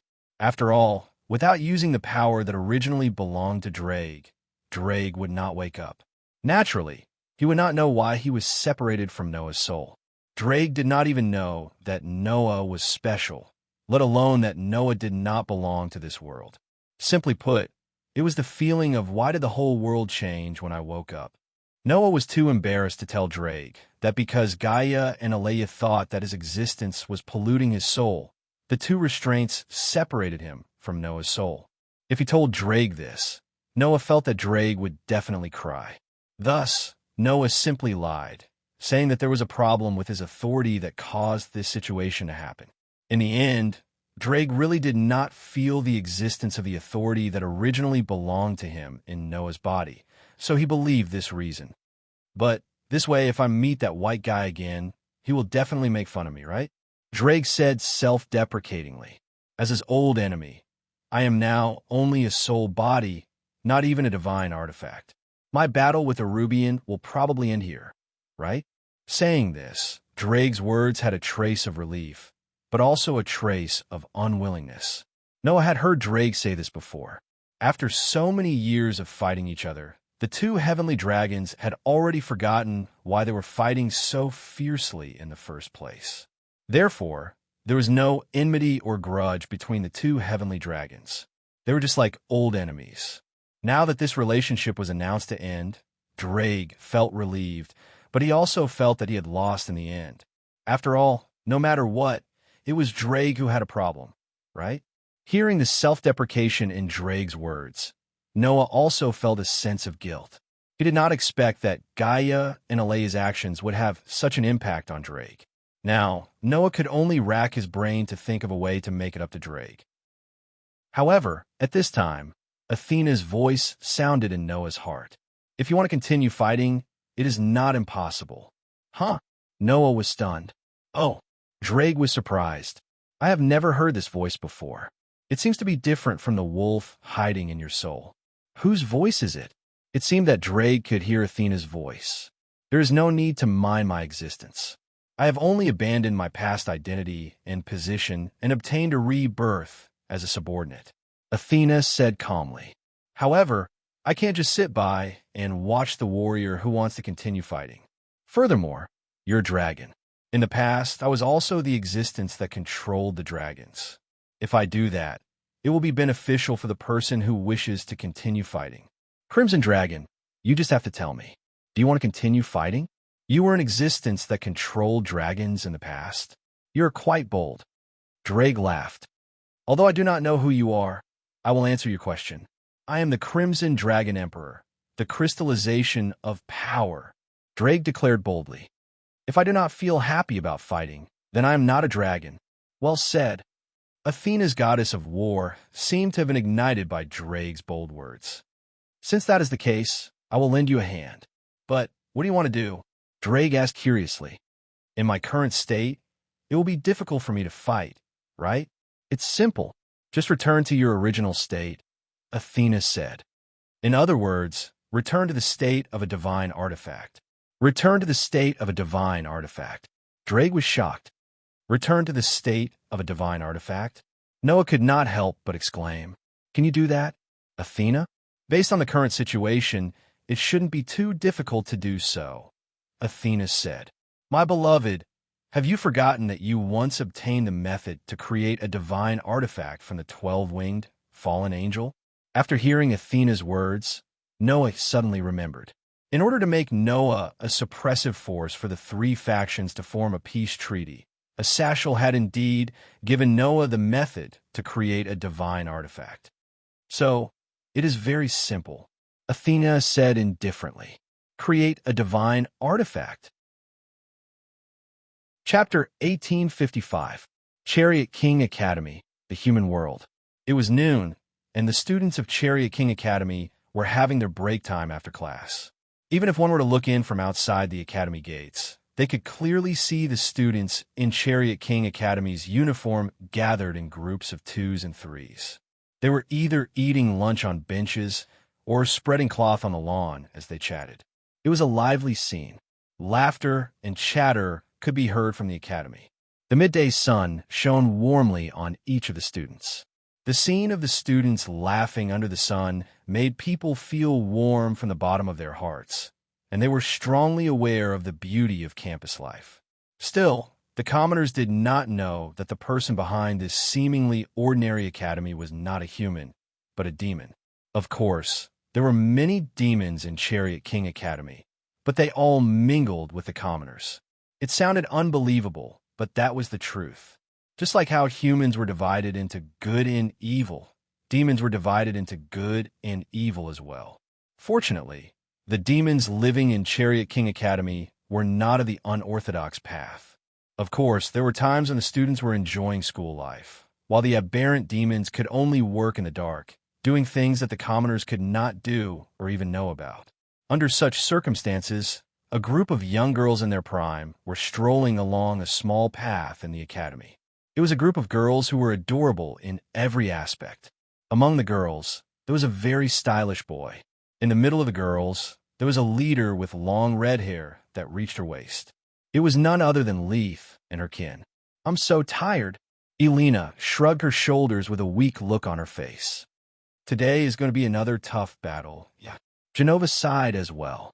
"It's so much more tiring than when I was carrying out annihilation missions in the church. That can't be helped."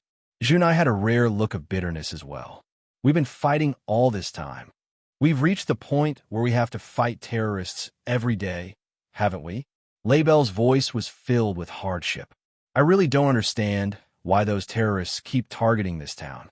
If this continues, even I, a Phoenix member known as the Phoenix, won't make it." Sorry," Aisha said guiltily. "I can only heal everyone's wounds, but I can't restore stamina, mana, or spirit. If I could, everyone wouldn't be so tired." "Senior Aisha didn't do anything wrong," the kitten said in a monotonous voice. "So, please don't apologize." Kitten's right. Yudu was the only one who still had some spirit, and his smile even had a hint of sunshine in it. "We're already grateful that Aisha helped us heal our wounds. There's no need to apologize." Yudu's right. Leaf patted Aisha's head as well. "Aisha's," she said with Yudu. "I'm here," Leaf said. As she spoke, she turned around and spoke to the two girls behind her. "Gasper, Las Villas, you've seen Aisha's hard work, haven't you?" Taking a closer look, other than those present, there were two more people following behind Leah's. One of them was a beautiful girl wearing the uniform of the Colt King Academy. She had shoulder-length platinum short hair, a pair of elf-like ears, and a pair of red eyes. The other girl was not wearing a student uniform, but a female teacher's blue uniform. She had beautiful silver hair that reached her waist, and her figure was tall and voluptuous. She was about 17 or 18 years old. Gasper was referring to the girl in the Colt King Academy's uniform. Las Villas was referring to the girl in the teacher's uniform. Both of them nodded at Leith's words. "As Senior Aisha is really working hard," Gasper said timidly as he shrunk his petite body. "I'll work as hard as Senior Aisha. Please don't think of me as useless." Saying so, tears began to accumulate in Gasper's eyes, as if he would cry at any time. It was easy to see how timid he was, and how he seemed to be very self-abased. As for Las Villas, he coughed and made a very formal evaluation. Although she didn't go to the front line, as a healer, Aisha's power is very precious. Without Aisha's healing, we would have fallen long ago. So Aisha's contribution is huge. "No, there's no such thing." A faint blush appeared on Aisha's face, and she seemed to be feeling a little shy. At this moment, Las Villas changed the topic. "However, we can't go on like this. If the terrorists keep attacking us at the current pace, then sooner or later, all of us here will fall." Las Villas' words made everyone's expression turn heavy. This was because everyone knew that Las Villas' words were not without reason. Since the end of the summer vacation, when Leaf and the others returned from the underworld, the attacks from the disaster cluster had almost never stopped. At first, it was still fine. The opponents they encountered were just some insignificant characters who seemed to be the basic members of the disaster cluster. Although these people controlled some magical creatures, they did not cause too much trouble. Moreover, the disaster cluster's attacks were not so frequent in the beginning. It was about once every 3 to 4 days, and Leaf and the others could still handle it. However, the situation changed after the visit of the Norse main god, Odin. At that time, Leith and the others directly faced the Norse evil god and the legendary level ferocious demonic wolf. Against such an opponent was no different from courting death, given the abilities of Lys and the others. Fortunately, at that time, Asashel and a few of the fallen angels' cadres were also present. Wally also led his team into the battlefield. Even the infinite dragon god, Orpheus, who was known as the strongest existence, made a move. Only then did Leith and the others luckily survive. However, since then, the disaster squad seemed to have raised the threat level of Lys and her party by several levels. Not only had the strength of the attackers increased by a lot, but their numbers had also increased by a lot, and the attacks had become more frequent. Among them, there were even individuals who had divine artifacts and people who could use magic and magic. After being attacked continuously, even Leith and the others felt that they could not hold on for much longer.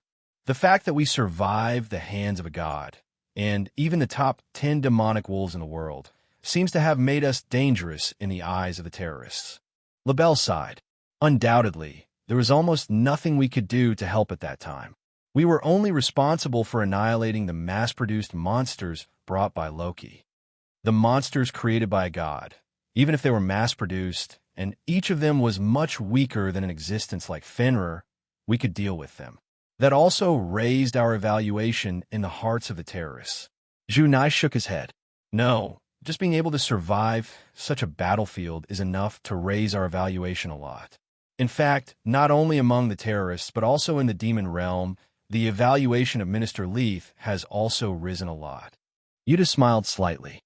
The higher-ups had begun to look at the minister in a new light, thinking that if the minister were to debut in the future, she would definitely have great achievements, so it's not all a bad thing. That's true. Leith smiled and pulled herself together. All right, my lovely dependents. Although it will be very tiring, we still have to keep our spirits up. We can't let others think that we, the Jumanli dependents, can't even survive this little ordeal. Do you understand? Yes. Everyone's spirits were suddenly lifted, and they responded loudly. At this moment, a chuckle sounded. Seeing that you can still be so energetic, probably even the terrorists will feel afraid, right? Chapter 1856.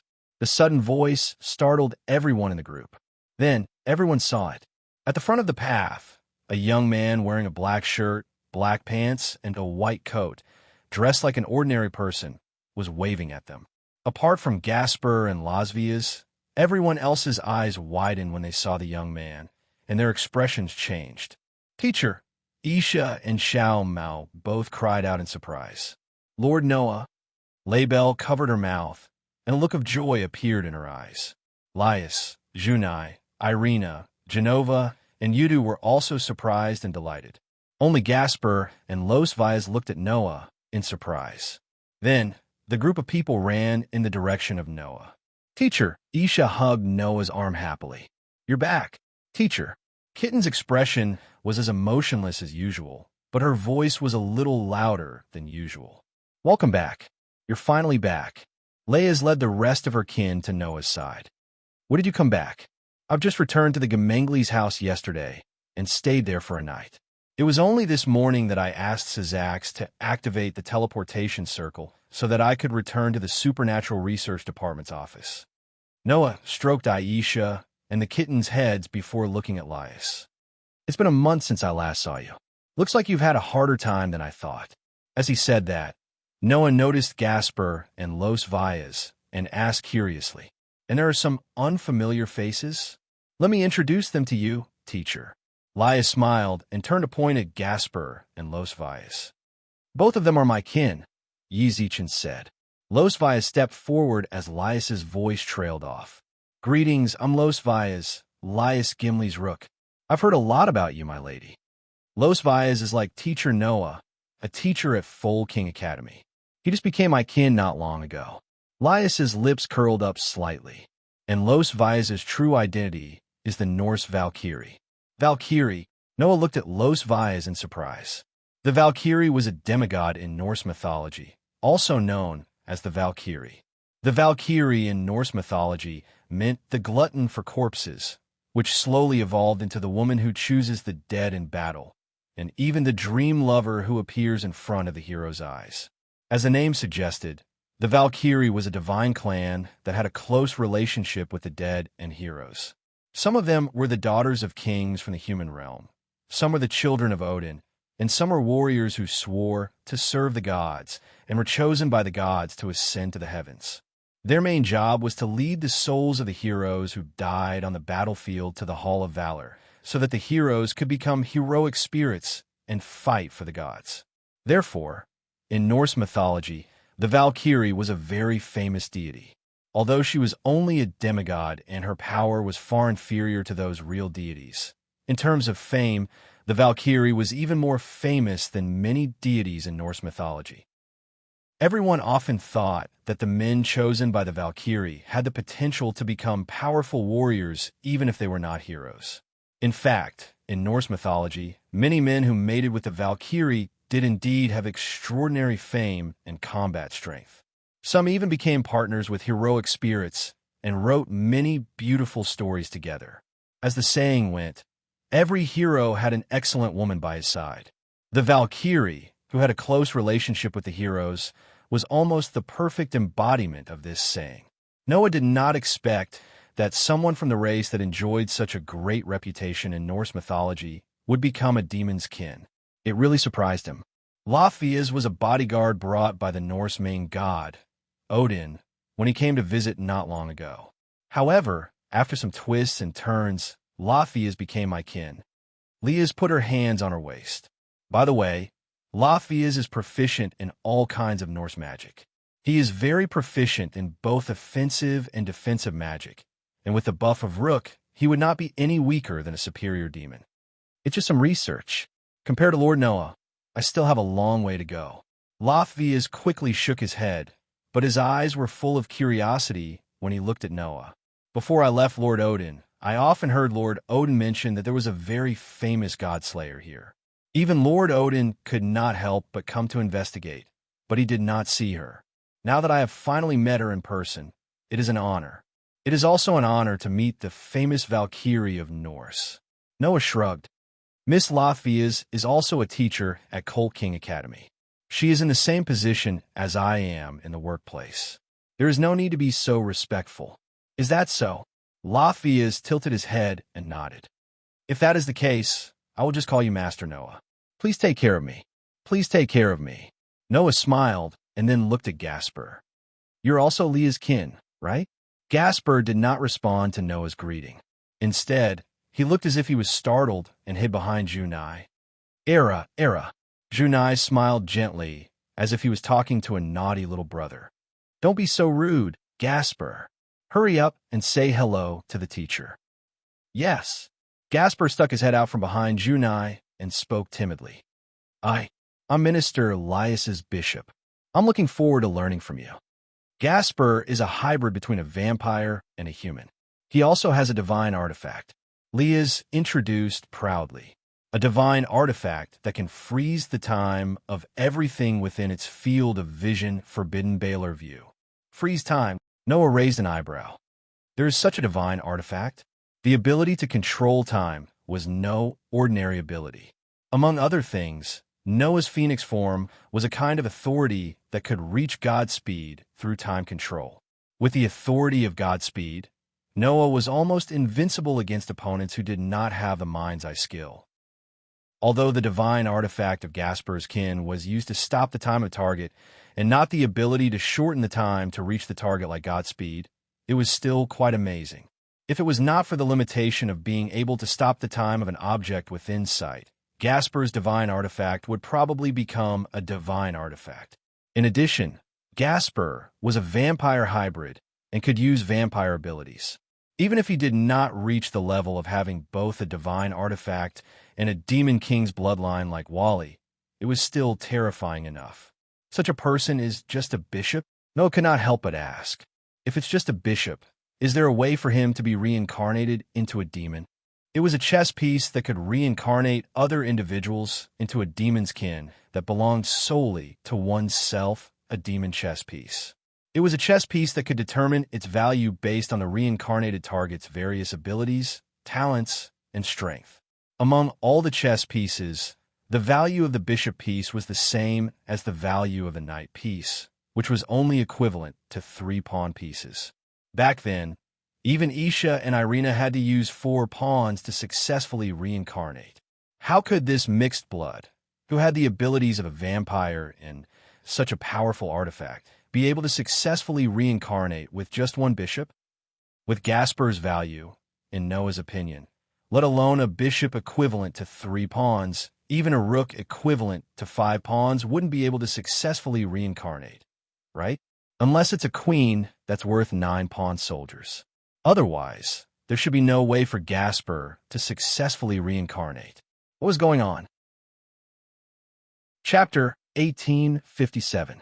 Looking at Gasper, who was timidly hiding behind Junai and did not even dare to look him in the eye, Noah found it hard to believe that this guy would have such a foul artifact, and that he was a vampire that lived on blood. Was this the so-called, you can't judge a book by its cover? However, how did Gasper use the bishop's pawn to successfully reincarnate into a demon? After thinking about it, Noah could only think of a special situation. Could it be that this child did not use an ordinary demon pawn, but a mutated pawn? A mutated pawn. As the name suggested, it was some mutated individuals among the demon pawns.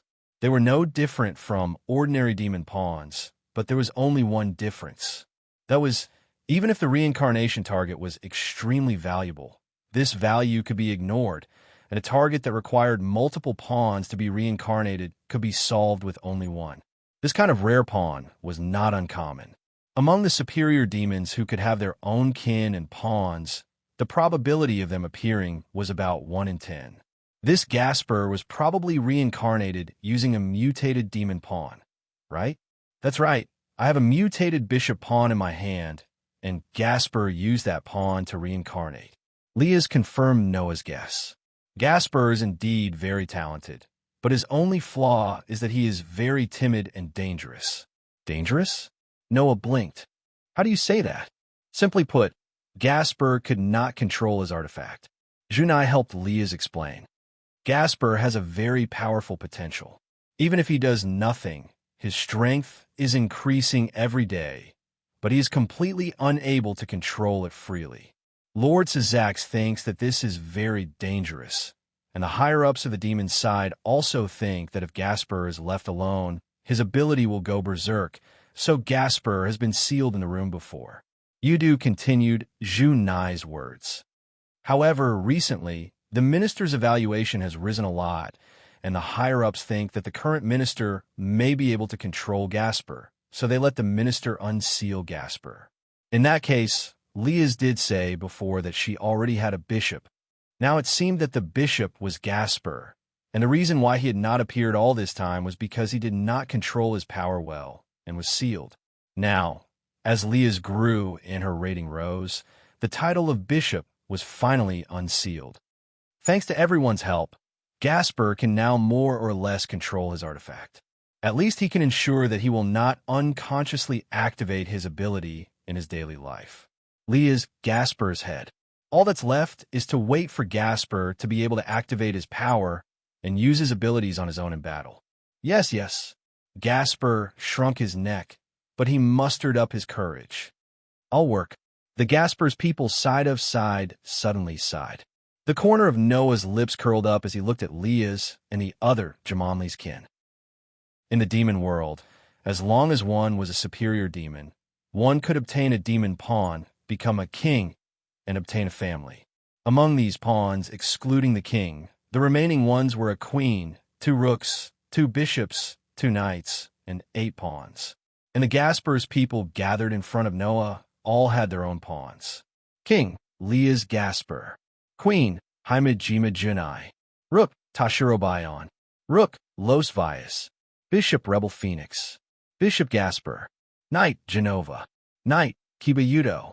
Pawn x4, Wisteria, Irina. Pawn x4, Aisha Aljet.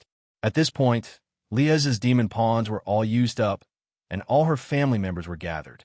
This also proved that Leah's truly had the ability to take charge, and was no longer the little princess of the Gasper family. Next, in the battle against the Disaster Squad, the Gaspers people should be able to shine, right? At least Noah, with his superb senses, could feel it very clearly. With Leah's in the lead, whether it was Junai, Kitten, Labelle, Genova, Irina, Aisha, or Yudo, the aura of the group was much stronger than before. Come to think of it, in this month of continuous fighting against the Disaster Squad terrorists, these people's strength should have been sufficiently improved, right? Moreover, Los Valles and Gasper's aura were also extraordinary. Although Gasper's aura was still very unstable, and he had not completely controlled his divine artifact, among the Gasper's people, she was probably the one with the most potential and talent. Therefore, the future of the Gasper's people could still be slightly looked forward to. Just as Noah was thinking about this, Kitten suddenly said, "By the way, Gasper is not a girl, but a boy who likes to dress up. Teacher, don't get it wrong." When this sentence jumped out of Kitten's mouth and into Noah's ears, Noah was completely stunned. Looking at Gasper, who was as cute as a doll and timid like a small animal hiding behind Leah's and Junai, with a pair of watery eyes that looked as if tears would fall out at any time, Noah's heart was in turmoil. "Teacher," Aisha noticed Noah's strange behavior and asked curiously, "What's wrong with you?" "No, nothing." The corner of Noah's mouth twitched, and he looked up at the sky. "I just feel like the world is playing a joke on me." "No, it's playing a joke on everyone." "A joke?" "Yes, a very overboard joke." Noah's return made the hearts of the Gasper's people, who were originally tired of dealing with the attacks of the Disaster Squad, as if a clear spring had been injected into their hearts, and all the pressure disappeared. With Noah, the God-Slayer, no matter what the Disaster Squad did, it would be impossible for them to succeed in the end, right? Leah's and the others had been very worried that if they were defeated by the Disaster Squad, the school and the town would be occupied by the Disaster Squad and become a stronghold. By then, the safety of the people in the town would be almost guaranteed if they were dominated by a group of terrorists. Now, with Noah's presence, this worry could be swept away. This was undoubtedly a stimulant, and the Gasper's people no longer had any worries. Hence, Lias quickly informed Song Na of the matter, which left her pleasantly surprised. It was only then that Noah learned that apart from the Gasper's people, the Seedy's people who belonged to Cana were also dealing with the terrorist attacks of the Disaster Squad. During this period, the attacks on the town had been fought by the Gasper's people and the Seedy's people. So, like the Gasper's people, the Seedy's people were also accumulating fatigue and pressure and could finally breathe a sigh of relief now. As she was still dealing with the aftermath of the attack outside, Kenna could not return to the school to greet Noah, so she let Leah's be her representative to greet him first before paying a visit and greeting him personally. Since Tsang Na, who was known as an ice beauty, was so respectful towards Noah, it could be imagined that Tsang Na still held reverence and gratitude towards him in her heart. As for Noah, he stayed in the infirmary as usual when he had nothing to do. After learning of Noah's return, there was quite a commotion in Chariot King Academy. After all, Noah was quite famous among the girls in Chariot King Academy. However, Noah had no time to pay attention to those infatuated girls. That was because Noah needed to start making preparations. What was he going to do? A divine artifact maker. Athena's suggestion must be put on the agenda. Chapter 1858. Although Noah had returned to the Chariot King Academy, he did not help Leah and Cana to repel the enemies. To Noah, they might be terrorists that he could easily get rid of, but to Leah and Cana, or to be more precise, the Jamonli's kin and Seedy's kin, it was a battle that they could use to improve themselves. That was why Noah did not help Leah and Cana to deal with the terrorists. He only stayed in the academy. Unless there was an enemy that Leah and Cana could not deal with, Noah did not plan to intervene. Under such circumstances, the Jamonli's kin were still living a rather lively life, while Noah was living a rather leisurely life. He had been living a leisurely life for an entire week. Of course, it was not that Noah did not do anything. In order to create an artificial divine artifact, Noah had asked Sizax and Athathiel to help him gather the materials. However, the one who created the divine artifact was not Noah, but Athena. Although Noah had the method to create artificial divine artifacts, it did not mean that Noah could create them himself. If having a recipe could make delicious food, why would a five-star chef be needed? It was the same logic. Having the information to create divine artifacts did not mean that Noah could create artificial divine artifacts. Therefore, Noah could not create artificial divine artifacts. But Athena was different. It's done. In one of the rooms in the apartment, Athena came to Noah and looked straight at Noah. Your artificial divine artifact. Upon hearing that, Noah looked at Athena's hand almost immediately. He took a closer look and saw that there was an artifact lying on top of Athena's hand. It was a gauntlet that was crimson in color and covered in red scales. It looked extremely ferocious and looked like a dragon's claw. Noah did not need time to recognize the familiar gauntlet.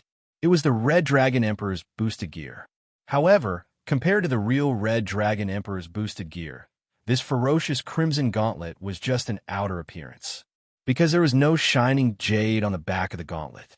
Looking at the crimson gauntlet that lacked jade, Noah muttered to Athena, "This is the artificial divine artifact you created? Sacred gear. It was created by the God of the Bible to possess a special power that was out of the norm. Although most of them appeared in the form of an artifact, they were actually a special ability that only manifested in the form of an artifact. Among the numerous divine artifacts, there were only 13 divine artifacts that stood at the very top and possessed the ability to threaten even gods and demon kings. That was what people called the 13 types of the divine artifacts. Longinus, of the highest level of the divine artifacts, and the Red Dragon Emperor's boosted gear was one of them. The divine artifacts left behind by the God of the Bible were truly incredible. At least, among so many mythological systems, only the God of the Bible had successfully created a divine artifact that allowed humans to obtain extraordinary power. Even individuals with Longinus could obtain the possibility of killing gods. This incredible power could not be replicated by any god, including those who were at the top of the world. They were the same. However, after years of research, Asashel figured out a way to create divine artifacts. That was artificial divine artifacts. It was a pity that most of the artifacts made by Asashel were useless trash. Even if there was any power, it was just some insignificant ability. There were very few artificial divine artifacts that could be used in battle. In this situation where even ordinary divine artifacts were difficult to create, it was simply a joke to create an artificial divine artifact like Longinus. However, Athena managed to do it. There's nothing to be surprised about. Athena's expression was unremarkable.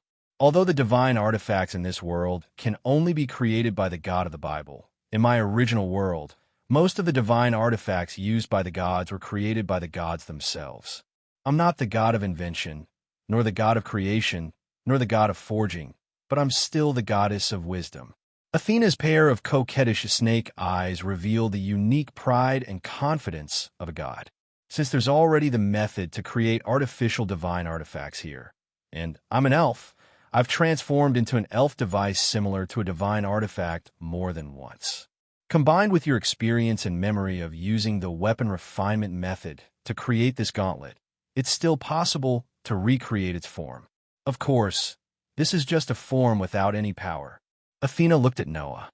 However, as long as you embed the Red Sky Dragon's Dragon Jade in this gauntlet, then this gauntlet will be able to recreate the power of the Sky Dragon's soul. In other words, without Drake's soul, this gauntlet would just be a model. However, once it was embedded with Drake's soul, this gauntlet would be instantly activated and become a divine artifact that had disappeared the Red Dragon Emperor's boosted gear. By then, Noah would be able to obtain the power of the Red Dragon Emperor once again. Although this gauntlet would be useless without Drake's soul, it was already shocking enough for Athena to be able to recreate the power of Drake's soul. Of course, this is still an artificial divine artifact after all. Even with the Sky Dragon's soul as the material, as long as it's created, it will still have a lot of limitations compared to a real divine artifact. Athena smiled happily. However, I already knew this before I started creating it, so I just directed its limitations in a direction that can be controlled. It was like making a wooden barrel, but there would definitely be a plank that was shorter than the rest. Athena's method was that since there had to be a shortcoming, then she would decide where to pin it. I will infinitely increase the consumption of energy when using this artificial divine artifact. Through this method, I will determine its limitations and increase its performance to the same level as a real divine artifact. Athena's eyes flashed with wisdom.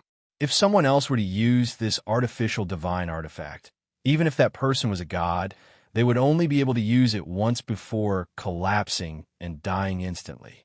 However, for you, who has the third perpetual motion machine and unlimited stamina and magic power, no matter how much energy you consume, it won't affect you at all. For others, this is a useless piece of trash, but for you, it is a divine artifact that is no different from a real divine artifact. Athena handed the gauntlet to Noah. Believe me, it will definitely be of help to you. After saying that, Athena turned into a beam of light particles and turned into a small platinum sword. Then, she disappeared from the spot. Noah gripped the small platinum sword that suddenly appeared in his hand and smiled bitterly as he spoke softly. "Thank you, Athena." After saying this, Noah kept the platinum sword in his bestowment card and looked at the gauntlet in his hand. Noah didn't feel any energy from the gauntlet. Athena was right, the gauntlet was just a model. Noah flipped his hand and took out a piece of dragon jade. "You should have heard what I said just now, right?" Noah said. "Is this okay, Drager? It's better than sleeping in this piece of dragon jade, right?" Drager's deep voice came from the flickering dragon jade. "It depends on whether you're willing to fight with me again, partner." Hearing this, Noah smiled. "Do I have any reason to refuse?" After saying this, Noah embedded the dragon jade with Drager's soul into the groove on the back of the gauntlet. Kacha, with a crisp sound, the dragon jade was perfectly embedded into the groove and was firmly fixed in place in an instant. Clank! A blinding light bloomed from the red gauntlet. Chapter 1859. Clank! Under the dazzling crimson light, Noah's arm covered by the crimson light began to deform. The light gathered on Noah's arm and finally converged into a rather ferocious shape.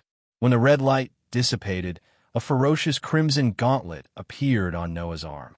Wonk! As the gauntlet trembled slightly, the dragon jade on the back of his hand also flickered. Boost! The sound effect with Drager's voice sounded from the dragon jade. In the next second, Noah clearly felt a familiar power flowing through his body. Under the influence of that power, Noah's strength suddenly soared, and it doubled in an instant. Feeling the familiar power, Noah slowly raised the corner of his mouth and looked at the dragon jade in the gauntlet. "Drager, how do you feel?" "I don't feel any discomfort." Drager's voice revealed a hint of joy. "No, I feel more comfortable and carefree than before. It's really incredible." In the past, Drager was sealed in the artifact, and his power was forcibly extracted to become a tool for the owner to use. Now, although Drager could only live in the jade, he was no longer in the form of being sealed. His degree of freedom had increased a lot, and he naturally felt more comfortable and carefree. "Really?" Noah said with some surprise. "I thought you would feel a little uncomfortable being forcibly extracted from the depths of your soul. But it's different from before. I'm just a pure soul now, and the soul doesn't have any power. Therefore, the feeling of the power bursting out from the depths of my soul and being extracted is actually not uncomfortable. Instead, it makes me feel physically and mentally comfortable."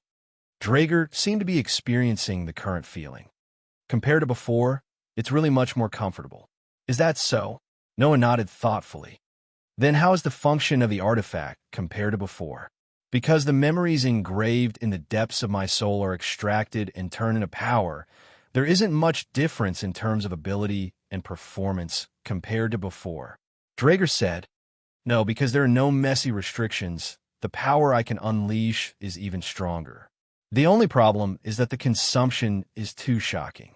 With this level of consumption, let alone an ordinary human, even a god or a demon king might collapse after using it. In this way, it's impossible for anyone other than you to use me." Just like Drager said, the consumption of the booster gear was too shocking. Even if he didn't do anything, Noah could still feel his physical strength and magic power constantly depleting just by conjuring the artifact like this. If he were to use the power of the artifact, he would only need to double the power once, and even a god or a demon king would fall instantly. Therefore, other than Noah, no one else would be able to use the Red Dragon Emperor's boosted gear. However, just like what Athena said, for Noah, who had unlimited stamina and magic power, this artifact was no different from the real Red Dragon Emperor's boosted gear. No, according to Drake, because it was a man-made artifact, it did not need to be affected by the messy restrictions left behind by the artifact system of the Heaven Realm. The power that this Red Dragon Emperor's boosted gear could unleash was undoubtedly stronger. You can use the booster gear once every 10 seconds. This aspect hasn't changed much, but there is a time limit to fighting in the booster gear state. If you could only fight for 1 minute in the booster gear state before, now you can fight for 10 minutes. Draeger's report kept coming. It's the same for transferring power. If you could only use it for 1 minute in the past, now you can still use it for 10 minutes. There are fewer restrictions in terms of time, so the practicality is undoubtedly higher. What about the booster gear? Noah asked. Can a booster gear be used as usual? It can be used, but the consumption is definitely enough to make an eternal god die instantly. It's too scary, but it has no effect on you. I really don't know what to say. Draeger's voice became heavy. In addition, other than the booster gear, it seems like the Tyrannosaurus Rex can also use it. The Tyrannosaurus Rex can be used. Noah was startled at first, but then he was pleasantly surprised. Booster gear, balance breaker. Just by looking at the translation, one could understand what it meant. After all, the so-called balance breaker, booster gear, originally had the meaning of balance breaker, destroyer of balance. Only when the owner's thoughts and desires were strong enough to reverse the flow of the world, the artifact could reach this realm. That was the ultimate realm of the artifact. In other words, the highest realm of the artifact was the booster gear. However, in some of the artifacts, there was a power that was even stronger than the booster gear. That was the Tyrannosaurus Rex. Only the artifact that sealed a monster could have a power that was stronger than the booster gear. Generally speaking, the artifact that sealed a monster would have a strong seal on it. This was because if it wasn't sealed, the artifact's power would be too strong, and it would bring an unimaginable burden to the owner, leading to the owner's death. The so-called Overlord was the ability to forcibly remove the seal temporarily and completely release the sealed monster's power. This kind of forcibly obtained power naturally had a great risk. Not only would it absorb the owner's life, if it couldn't be controlled, it would also cause the owner to go berserk, and it would only stop when the owner died. The Red Dragon Emperor's boosted gear was one such artifact. Therefore, the Red Dragon Emperor, one of the two Sky Dragons, could also use the Overlord. Because the monster sealed within was a Sky Dragon, the Red Dragon Emperor's boosted gear's tyrant could be called that. Juggernaut Drive. As long as it was used, it would be able to obtain a power that could even destroy gods and demon kings for a short period of time. Now that I no longer have the seal left by the God of the Bible, the power engraved in the depths of my soul can be reproduced by the artifact. Naturally, the Tyrannosaurus can also use it. However, the Tyrannosaurus is still a cursed power. Let's not talk about the consumption, but it won't affect you. However, the Tyrannosaurus will also take the user's life, and even cause the user to go berserk. I don't recommend you to use it. In the past, you seem to have mentioned that your physique is immune to all side effects. Even the Tyrannosaurus can't affect you. Dalag advised. However, even if you can avoid the life-taking side effects, the Tyrannosaurus can still cause the user to go berserk. It's best that you don't use it. Even if you want to use it, it's best that you find a way to prevent yourself from going berserk. Otherwise, you'll be in big trouble. Hearing Dalag's advice, Noah nodded heavily. Although the Tyrannosaurus' power was very strong, and Noah's physique was also immune to most of the Tyrannosaurus side effects, as long as the side effects weren't completely eliminated, there was still a risk. Just like what Dalag said, it was best to explore it for the time being. Also, there's a piece of good news. Dalag laughed. Apart from multiplication and transfer, the gauntlet has awakened a third ability, partner. A third ability? Noah was stunned. The gauntlet has a third ability apart from multiplication and transfer? Noah had never heard of such a thing before. That's right. That's something that has never happened since ancient times. Dalag said, when the two heavenly dragons were sealed into the divine artifact by the God of the Bible, their abilities were split into several parts. Only multiplication and transfer can be used. The white part can only use multiplication and transfer. However, right now, I'm just a spirit body. I don't have any power to begin with. The power I'm displaying now is all reproduced by the artifact. Dalag smiled. Therefore, even the third ability from when you were alive has been reproduced. This was indeed a rare piece of good news. What kind of ability was it? Noah began to look forward to it. Chapter 1860. Time passed quietly as Noah figured out the power of the new gauntlet. When it was almost time for class, Noah came out of his apartment and walked in the direction of Chariot King Academy. Originally, Isha and Kitten lived with Noah. Before she was reincarnated as a demon, she had nowhere else to go, so she joined Noah and became Noah's family. Kitten, on the other hand, was arranged by Leah to keep an eye on Noah before Noah was trusted by her. After Leah and the others returned from the underworld, Isha and Kitten stayed with Leah and Junai at Leah's invitation. After all, Noah had not returned at that time, and the Calamity Squad had been attacking. Leah could not be at ease letting Isha and Kitten live alone in the apartment. So, the next day, Isha and Kitten stayed with Leah and Junai under Leah's hospitality. Later, in order to be able to deal with the Calamity Squad's attacks at any time, Leah bought a mansion and let all the girls of the Jamanli family live together. As for Udu and Gasper, because they were men, they also lived together in a house next to Leah and the others. After Noah returned, Isha and Kitten wanted to continue living with Noah. Unfortunately, the Calamity Squad was still as annoying as before. They attacked almost every day, and the Jamanli family were busy fighting every day. Under such circumstances, in order to save time, Isha and the Kitten were left behind by Leah and the others. They did not move back to Noah's apartment. Isha was very reluctant to do so, and even Kitten seemed to be a little reluctant. In the end, the two girls had no choice but to continue living with the girls of the Jamanli family. Naturally, Noah did not object. It was not that Noah hated living with Isha and Kitten, but his apartment was just an ordinary room to begin with. It was a little difficult for 3 people to live in it. In the past, he had always slept on the floor. Moreover, living with friends of the same age would undoubtedly be happier, right? When Noah said this, Isha was in tears, and even Kitten glared at Noah fiercely. It's not like that. Isha, teacher is really an idiot. Kitten, these are the words that Isha and Kitten left for Noah. In any case, Noah had finally returned to a life where he could sleep in a bed. Although he had slept in all kinds of harsh environments when he was cultivating in the mountains and forests, no one would choose to sleep on the floor when there was a comfortable bed to sleep in. Moreover, living with a cute girl is also a test for me. Walking on the sidewalk on the side of the street, Noah sighed. At this moment, there was a commotion in front. Noah was slightly taken aback, and he immediately raised his head to look in front of him. He saw that there was a group of students who were preparing to go to the academy like Noah. They were all wearing the uniforms of the Jamanli Academy, and they were all gathered together and chatting with one another. Upon closer inspection, he saw that there was a petite and cute girl standing in the middle of the crowd. It was a very petite girl with waist-length straight black hair. She wore a black dress that revealed her slender limbs.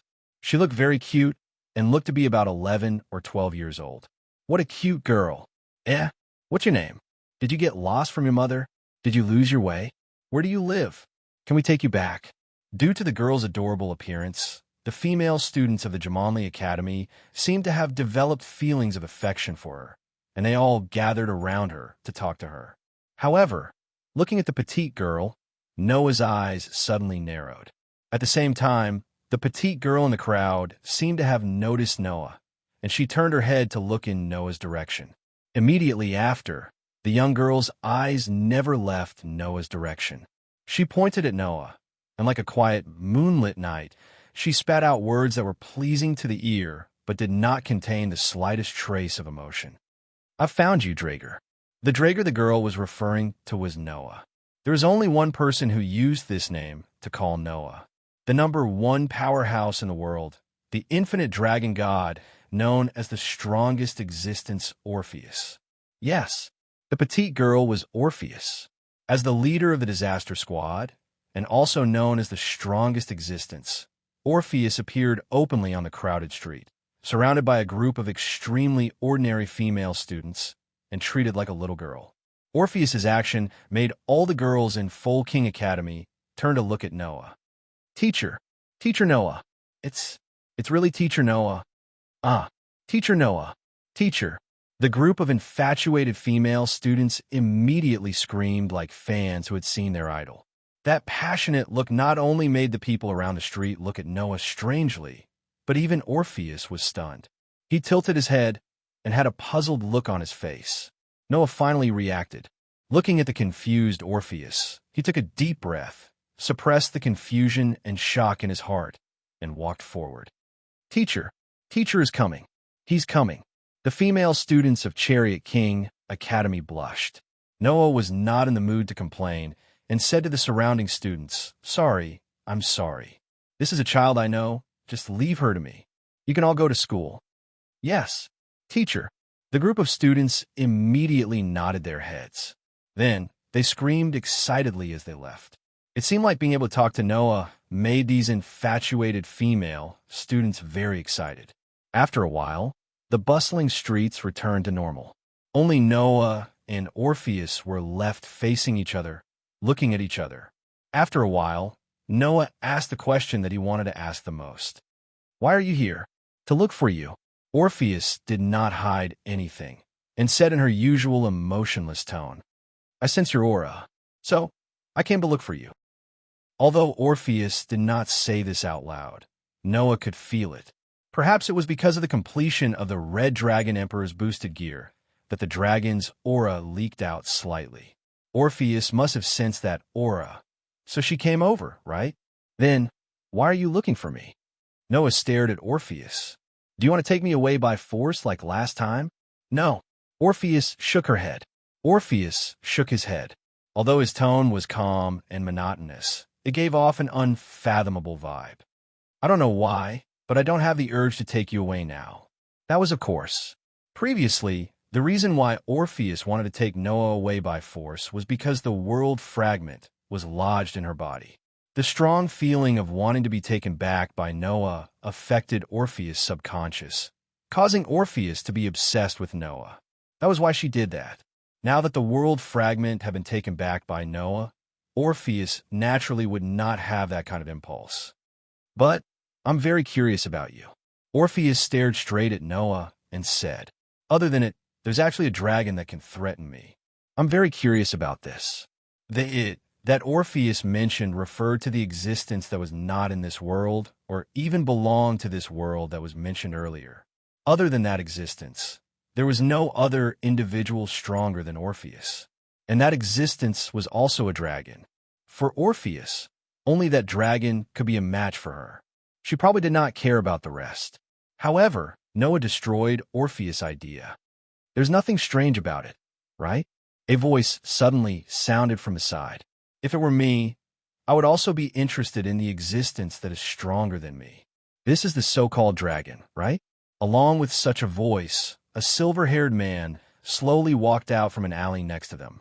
His eyes were fixed directly on Noah, and the corners of the man's mouth curled up slightly. "Long time no see, Noah Doria. You're here too?" Noah was not surprised at the other party's appearance at all, and his gaze turned to him. Wally Lucifer. The person who came was Wally, who possessed the power of the White Dragon Emperor and Lucifer at the same time. Chapter 1861. Previously, Syzax had already told Asashel that there was a group of teammates gathered around Wally. Moreover, Orpheus was also currently acting with Wally. In that case, even Orpheus had appeared, so it wasn't surprising that Wally was around. Not only Wally, but Noah also felt that there were more or less restless auras around him. Each of those auras was very powerful. They were at least much stronger than the superior demons, and each of them had to be at the level of the most superior demons. As for the number, there were about 4 or 5. There were actually 4 or 5 of them who were at least at the level of the most superior demons. Coupled with Wally, if these guys launched an attack on this town, even if the Jamonlis and Seedy's families attacked together, it would be absolutely impossible for them to win. Not to mention, there was also the almost invincible existence of Orpheus here. Sensing the restless auras, Noah glanced at Wally and said calmly, "Don't worry, Wally. I'm not going to let you go, Wally. You're quite well prepared. Have you found the traces of my teammates?" Wally shrugged. "I knew I couldn't hide it from you, but don't worry, we won't make a scene on the street. My teammates aren't that interested either. They just came with me and Orpheus to see what the Crimson Dragon Emperor, who can even rival the Dragon God, looks like." "Can even rival the Dragon God?" Noah asked with a spurious smile. "Undoubtedly. I lost miserably the last time, and I believe you can also see that the power I displayed at that time had a time limit. Can I take it that you're mocking me for saying that? At least, you did achieve a certain level of strength that is comparable to Orpheus. This is an indisputable fact. Otherwise, Orpheus wouldn't be curious about you." Wally looked at Noah with a burning gaze. "Besides, I heard that after that, you went through special training again and only returned to the human world not long ago. Now, you should be stronger, right? What's wrong?" Noah didn't answer the question. "You want to challenge me again? I just wanted to tell you that you're not the only one who's improving. In order to catch up with you, I've also given it my all during this period of time. I believe that you'll be shocked sooner or later." Varley turned his gaze to Orpheus. "I'm only here to accompany Orpheus today. Unless you want to fight, I won't do anything. Your words sound better than your song." Noah curled his lips. "Undoubtedly, the cluster of disasters has been attacking this town all this time, hasn't it?" "We didn't do it," Wally said straightforwardly. "That's what the hero faction did." Hero faction? Noah's heart stirred. After this period of confrontation, the demons, angels, and fallen angels had more or less grasped some information about the disaster. It was said that there were many factions in the group of disasters. After all, dangerous members of various forces gathered in the group of disasters. Not only were there demons, angels, and fallen angels, but there were also terrorists from humans and other mythical forces. Although Orpheus existed as the leader on the surface, this infinite dragon god seemed to have no interest in managing the organization at all. He only provided the members of the organization with snakes that could increase their strength. Other than that, he was not interested in anything else. Therefore, in the group of disasters, the terrorists of every force gathered together, allowing the warlords of the kingdom of disasters to run rampant. Among them, there were 2 factions with the most power. One was the Old Demon King faction that believed in the 4 demon kings who died in the ancient war together with the God of the Bible. However, the leaders of the Old Demon King faction, who inherited the bloodlines of the Old Demon Kings Beelzebub, Leviathan, and Asmodeus, were all taken down because of a failed attack on the 3 forces during the last peace treaty. Only Varley, who inherited the bloodline of Lucifer, was left. Varley, on the other hand, had no interest in leading the demons of the Old Demon King faction to usurp the political power of the current demon realm, causing the Old Demon King faction to fall apart. Now, its power in the group of disasters was greatly reduced and was no longer considered strong. The other faction was the hero faction.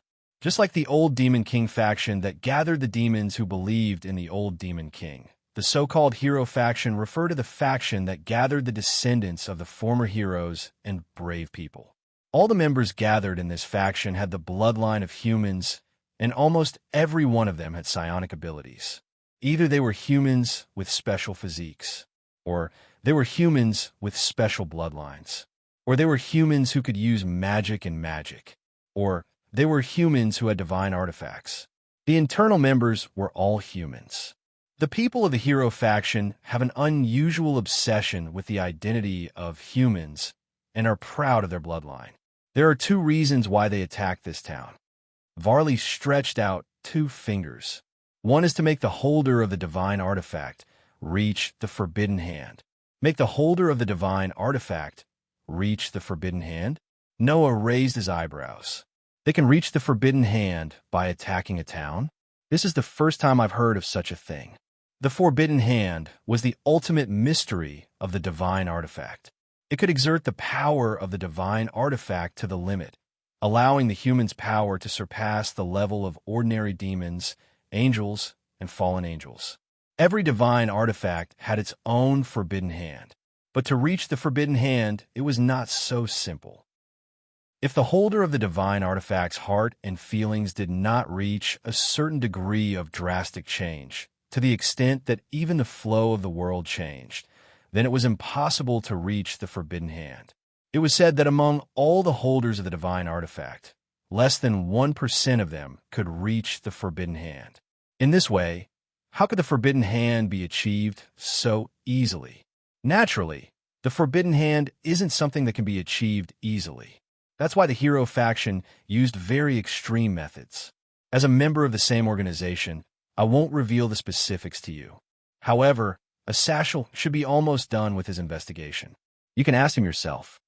Wally retracted a finger. I'll tell you the second reason why the people of the hero faction attacked this town. That is to lure you out. Lure me out?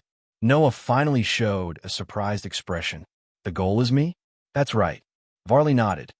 As I said, the people of the hero faction are very obsessed with the identity of human, and they're very proud of their own bloodline.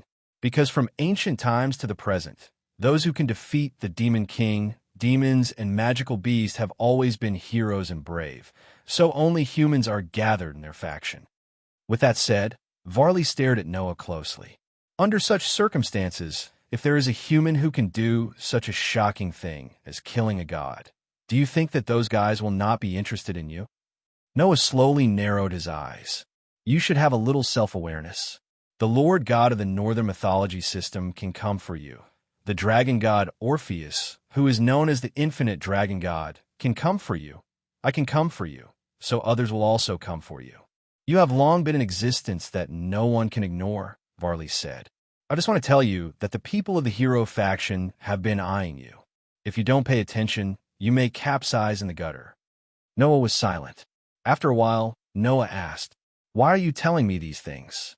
This is just a deal. Varley pointed to Orpheus, who had been staring at Noah. You also saw that Orpheus is very interested in you. It seems that he doesn't plan to go with me. In that case, let Orpheus stay by your side. Let Orpheus stay by my side. Noah couldn't help but be surprised. Are you kidding? Or do you want to stop it? Varley said indifferently. Then you have to fight with Orpheus here. Does that not matter? Noah's brows furrowed deeply at once. Don't worry, Orpheus has no desire to fight with you. Otherwise, he wouldn't have come to see you like this. Varley suddenly smiled. I hope you can get along well with the dragon god, my biggest enemy. Leaving this sentence, Varley turned around and walked into the alley, completely disappearing into the shadows. At the same time, the powerful auras around him also disappeared. Only Noah and Orpheus were left there. They looked at each other, and both of them remained silent. They were speechless. Things began to develop in a wonderful direction. You're tuning into the Romance Rendezvous YouTube channel. We're so grateful for your support, and don't forget to subscribe to join us on this incredible journey through captivating stories. Your generosity through donations truly makes a world of difference, as it's the primary source of revenue that allows me to expand and enhance this channel for you. Thank you from the bottom of my heart for being a part of this adventure.